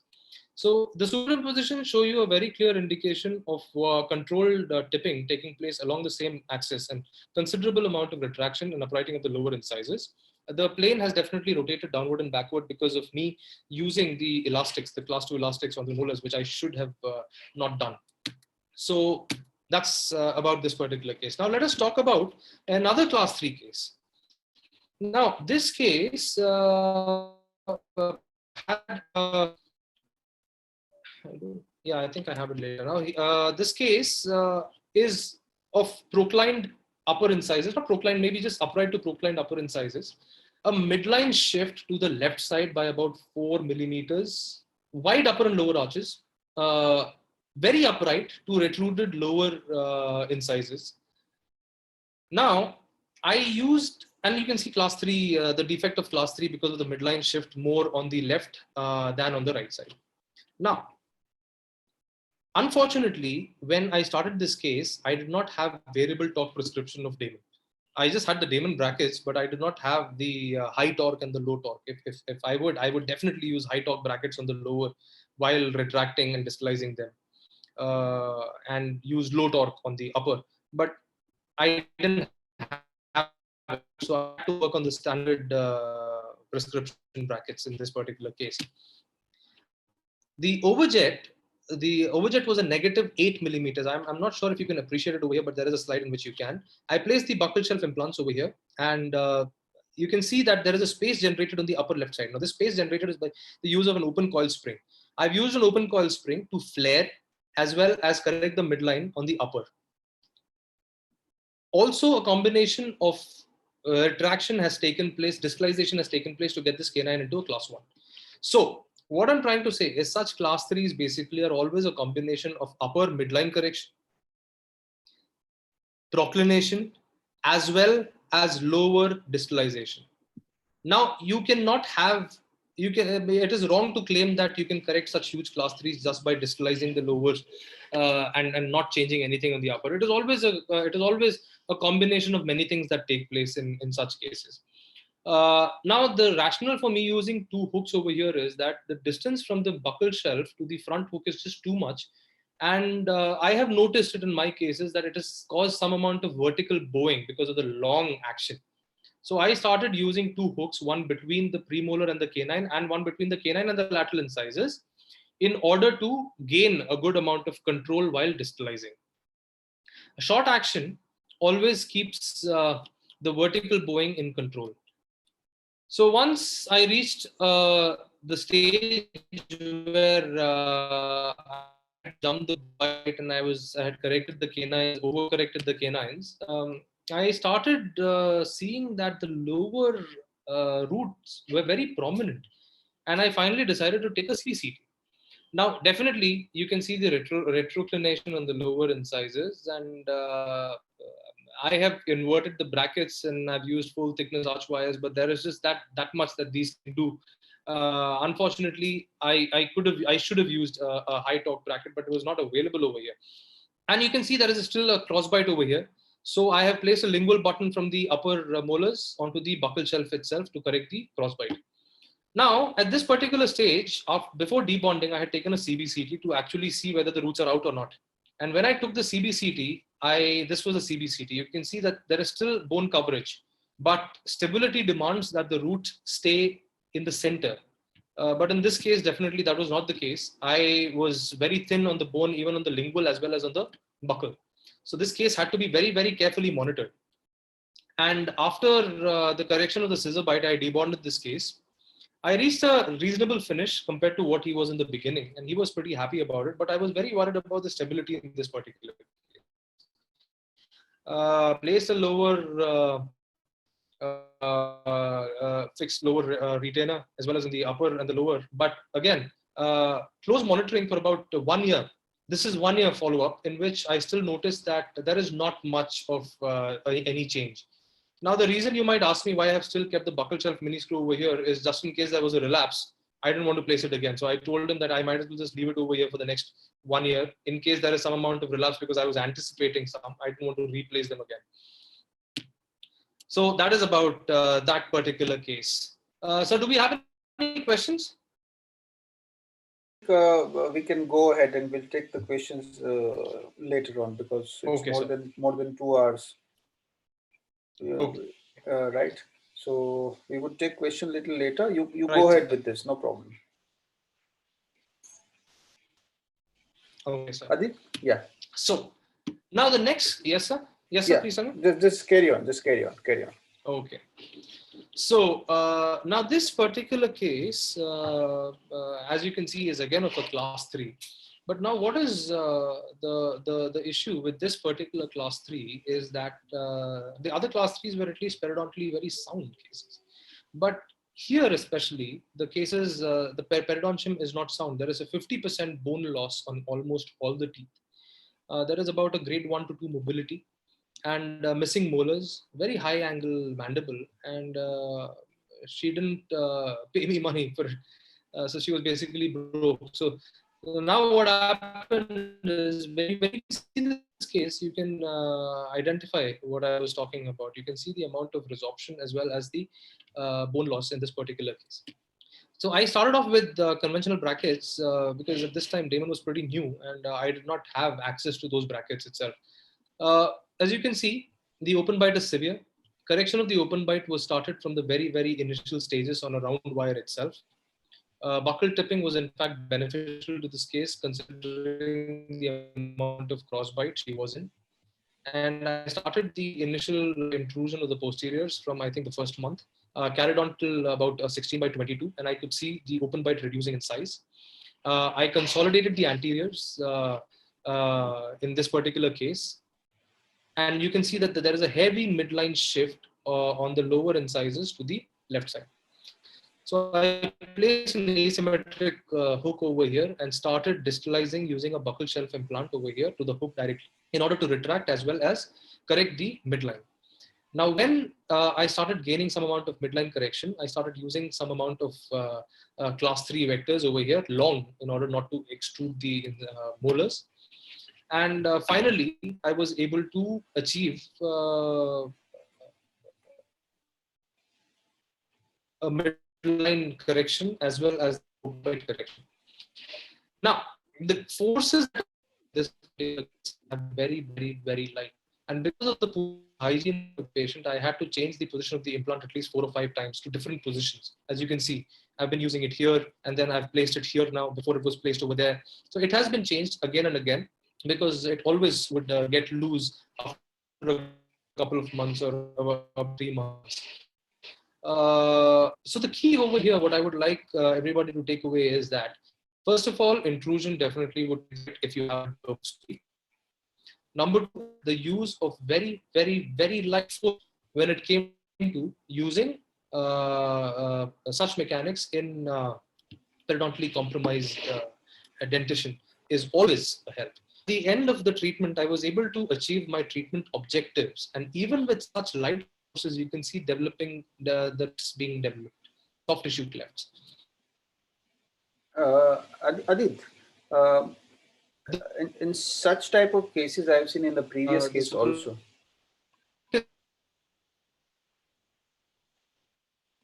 Adit, can you hear me?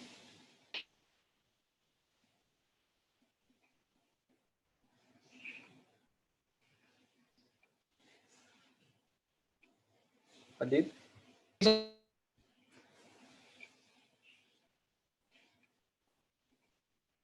Yes, you were saying something?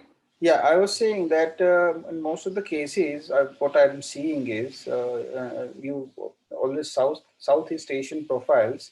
If you look at it one thing is about nasolabial angle, because you guys have like those patients will have a little different norms as compared to us.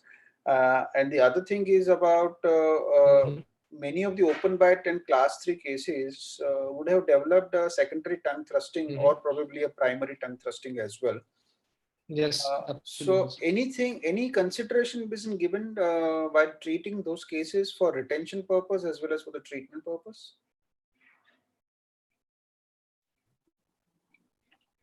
So usually what I do is if I identify a tongue thrust, which is the case in many of the cases, but this was more of a skeletal open bite. Right. But if I do identify that there is a tongue thrust, I usually use we have those tongue thrusts. It's actually very painful. It's actually modality in which the patient is trained not to press the tongue against the lingual surfaces. I usually continue that for about 6 months odd, and then after that, I would usually give a pearl or something of that sort to start training the tongue to go up onto the palate and not place the tongue in a low position. And because you are distalizing the molars as well, and you're distalizing the entire arch, you're maintaining it, you're taking your tongue little backward. So any changes in the airways, which is clinically significant? Sir, evidence has very clearly said, according to the AO white paper itself, that retraction has almost no effect on the tongue and the head. Okay. To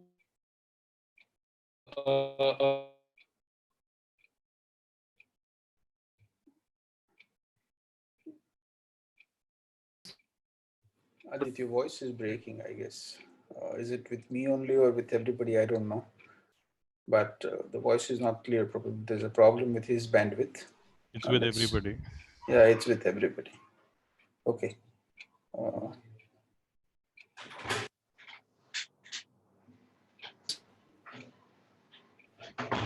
So now this, as I showed you, is about 1 year post retention. There is almost no change except for the clefting. The clefting has increased.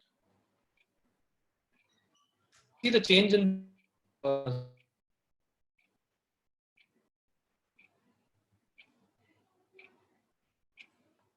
Adit, can we go to the next case, please? Because I think there's a problem with your bandwidth. It will not take question answers.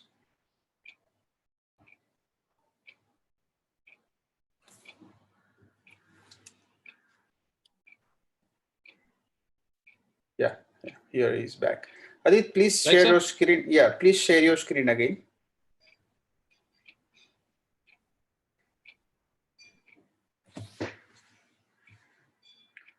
Dr. Adit, can you hear me?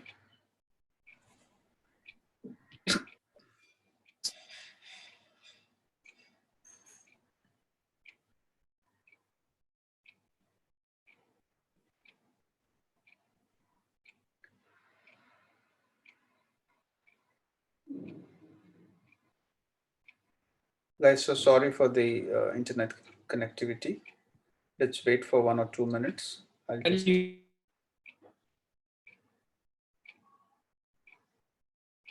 Adit, can you share your screen? Am I audible to you?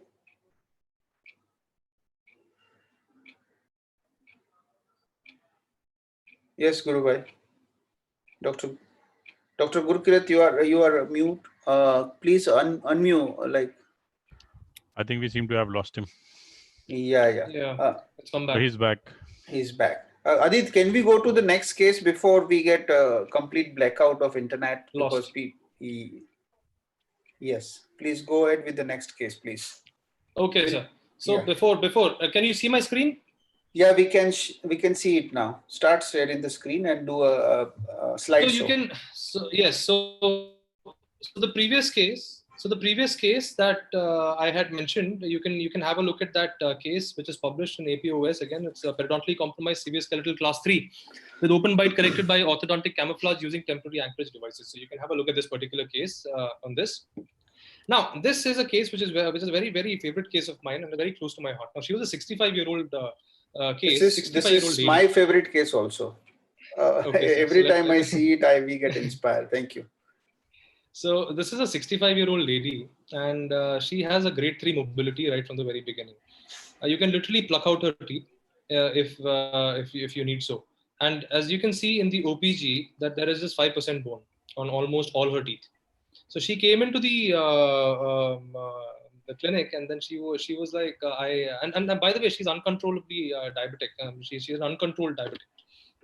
So implants were like out of the question over here, and they asked for a option for a complete denture or something like that. The doctors gave her that option, but she was just not for it, and she wanted her natural teeth to be restored. So they referred her to me, and I had clearly created a disclosure over here saying that I'm going to do something, I'm going to try something, but if it doesn't work, then you'll have to take out all your teeth, and please don't blame me for it. So that's all I can possibly give you. So what happened is I designed some kind of a force mechanics over here, in which I placed a palatal arch, and at the same time I placed some buccal screws. The wire is an 014 niti and lingual buttons in order to generate an intrusive vector using the palatal arch. So if you see both these pictures together, you will notice that I am giving a retractive force from here, and I'm giving an intrusive force from here. So this is beneficial to the action. Now, what I've noticed, in such cases of real severe crowding as well as periodontal compromise, are that it is better to intrude the teeth first into the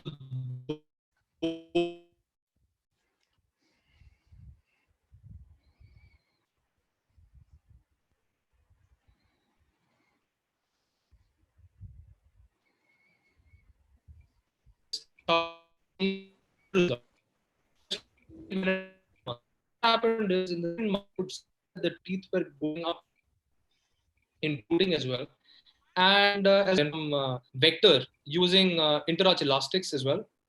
That is intrusion of this side more this.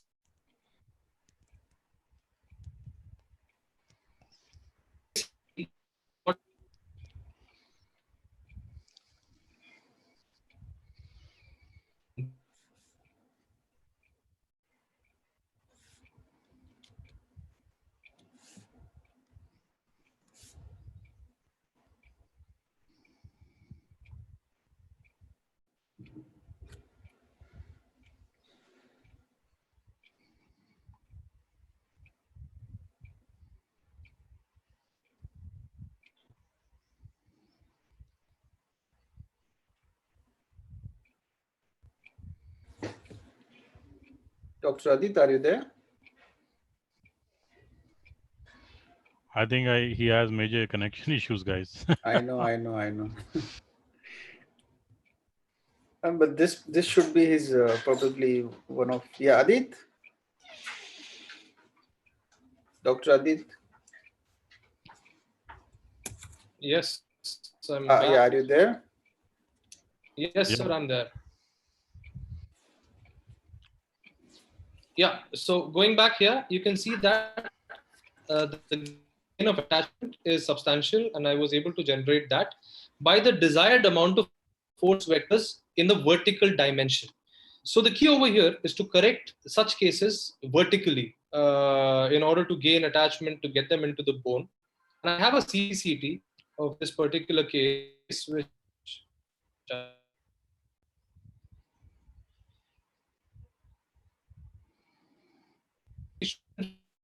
because it is so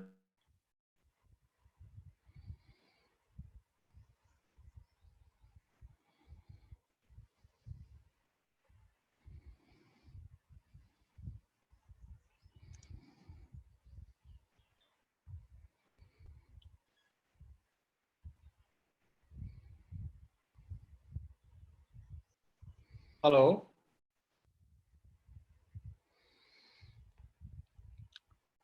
Adit, we can't hear you. Adit, can you hear us?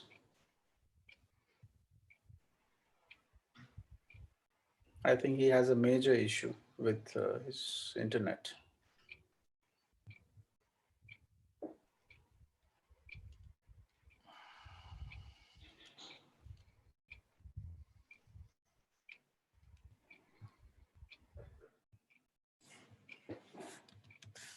I'll just call him up and I'll ask him.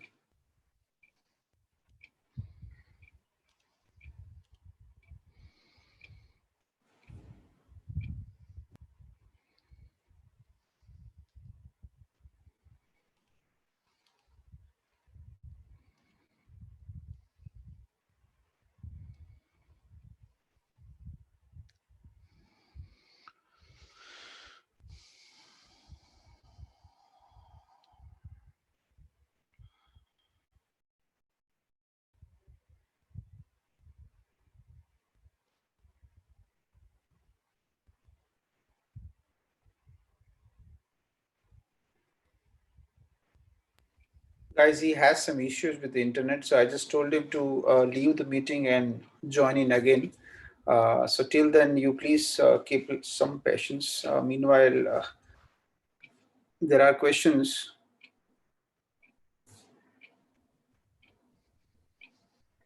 We have a panelist. If panelists can please have their words as well. Okay, Adit has come back again. Adit, can you hear us now? Yes, sir, I can hear you now. Absolutely. Go ahead. Go ahead.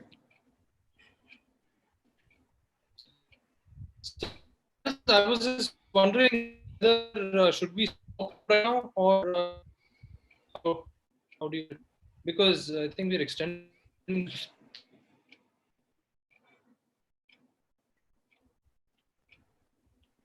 Did you? What do you suggest?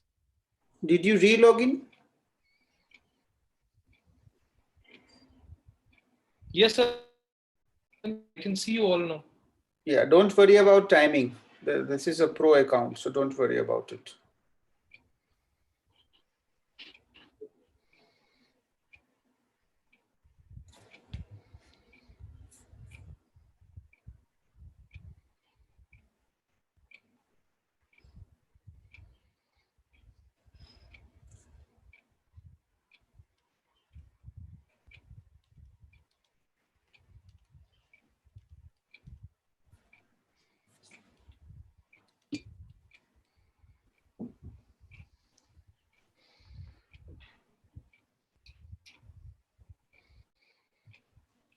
Sorry, guys. Sir, I think please give me a minute. No problem. No problem. Take your own time. Take your own time. Meanwhile, we'll just have a discussion with our panelists if they can just have some word about the presentation.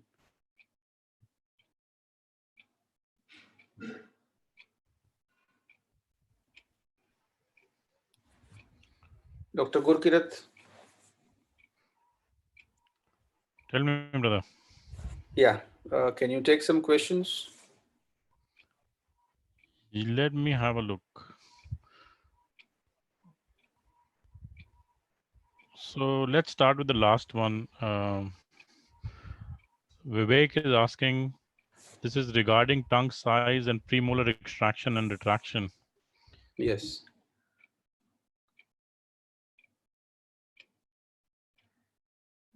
All the cases you will have to individually diagnose. So tongue is something that is, a nightmare for any orthodontist.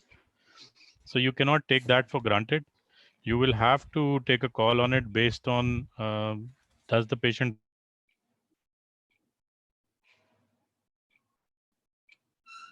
or is it actually because of the malocclusion the tongue thrust has occurred. So what Dr. Adit was saying was that he uses a tongue reminder appliance and not a tongue rake or basically to prevent the tongue from coming forward. So no physical barriers, but more like a reminder appliance, especially in the last to last case where you saw he mentioned the bluegrass appliance. So that was the button that he mentioned in the palate. And then we have avoid extraction because of the tongue size or fear of encroaching upon the tongue space, which would reduce airway at the end of treatment. See, the airway contention is a bit of a I would say, controversial, because some studies show that the airway does not decrease with retraction, whereas there are also studies which say that the tongue space decreases.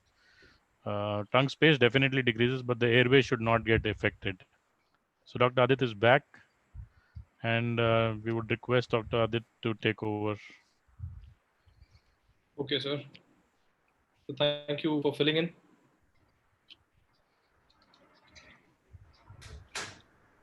Okay, sir.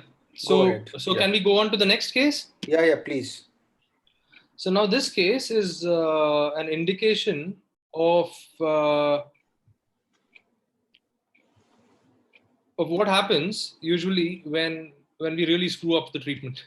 Now this young lady came up with high canines and a very unfavorable kind of rotation on the canines. Now this was definitely an extraction case for me. And what happened is I extracted the premolars in this particular case. And as you can see this side, I've extracted the molars because they were decayed and given a very light force. Now this was very early in my treatment the career. So what happened is I used light forces assuming that this would rotate the canine in a favorable position. But what in fact happened was it started tipping the canine even more because I was actually nowhere close to the center of resistance. But then what happened is I decided that, okay, fine, now that I think the action is not at the center of resistance, so I'm going to build up a cantilever over here and a power arm, which would somewhere reach the center of resistance and again pull in a more transverse, in a more straight fashion. So this, according to me, at that time, I had assumed that the canine is there, but now the roots also started to come out, as you can see over here. Now, when this happened, I let go of all kinds of mechanics and I just got back to the basics of using an overlay. Premolar to the central incisor, generating some amount of space to let the physiology take its own course. And exactly after 3 months, I started noticing the roots going inside, getting favorable, the gingival health getting better. And say after about 6 months, I was in a situation where I could start engaging the canine, but I did not use any direct force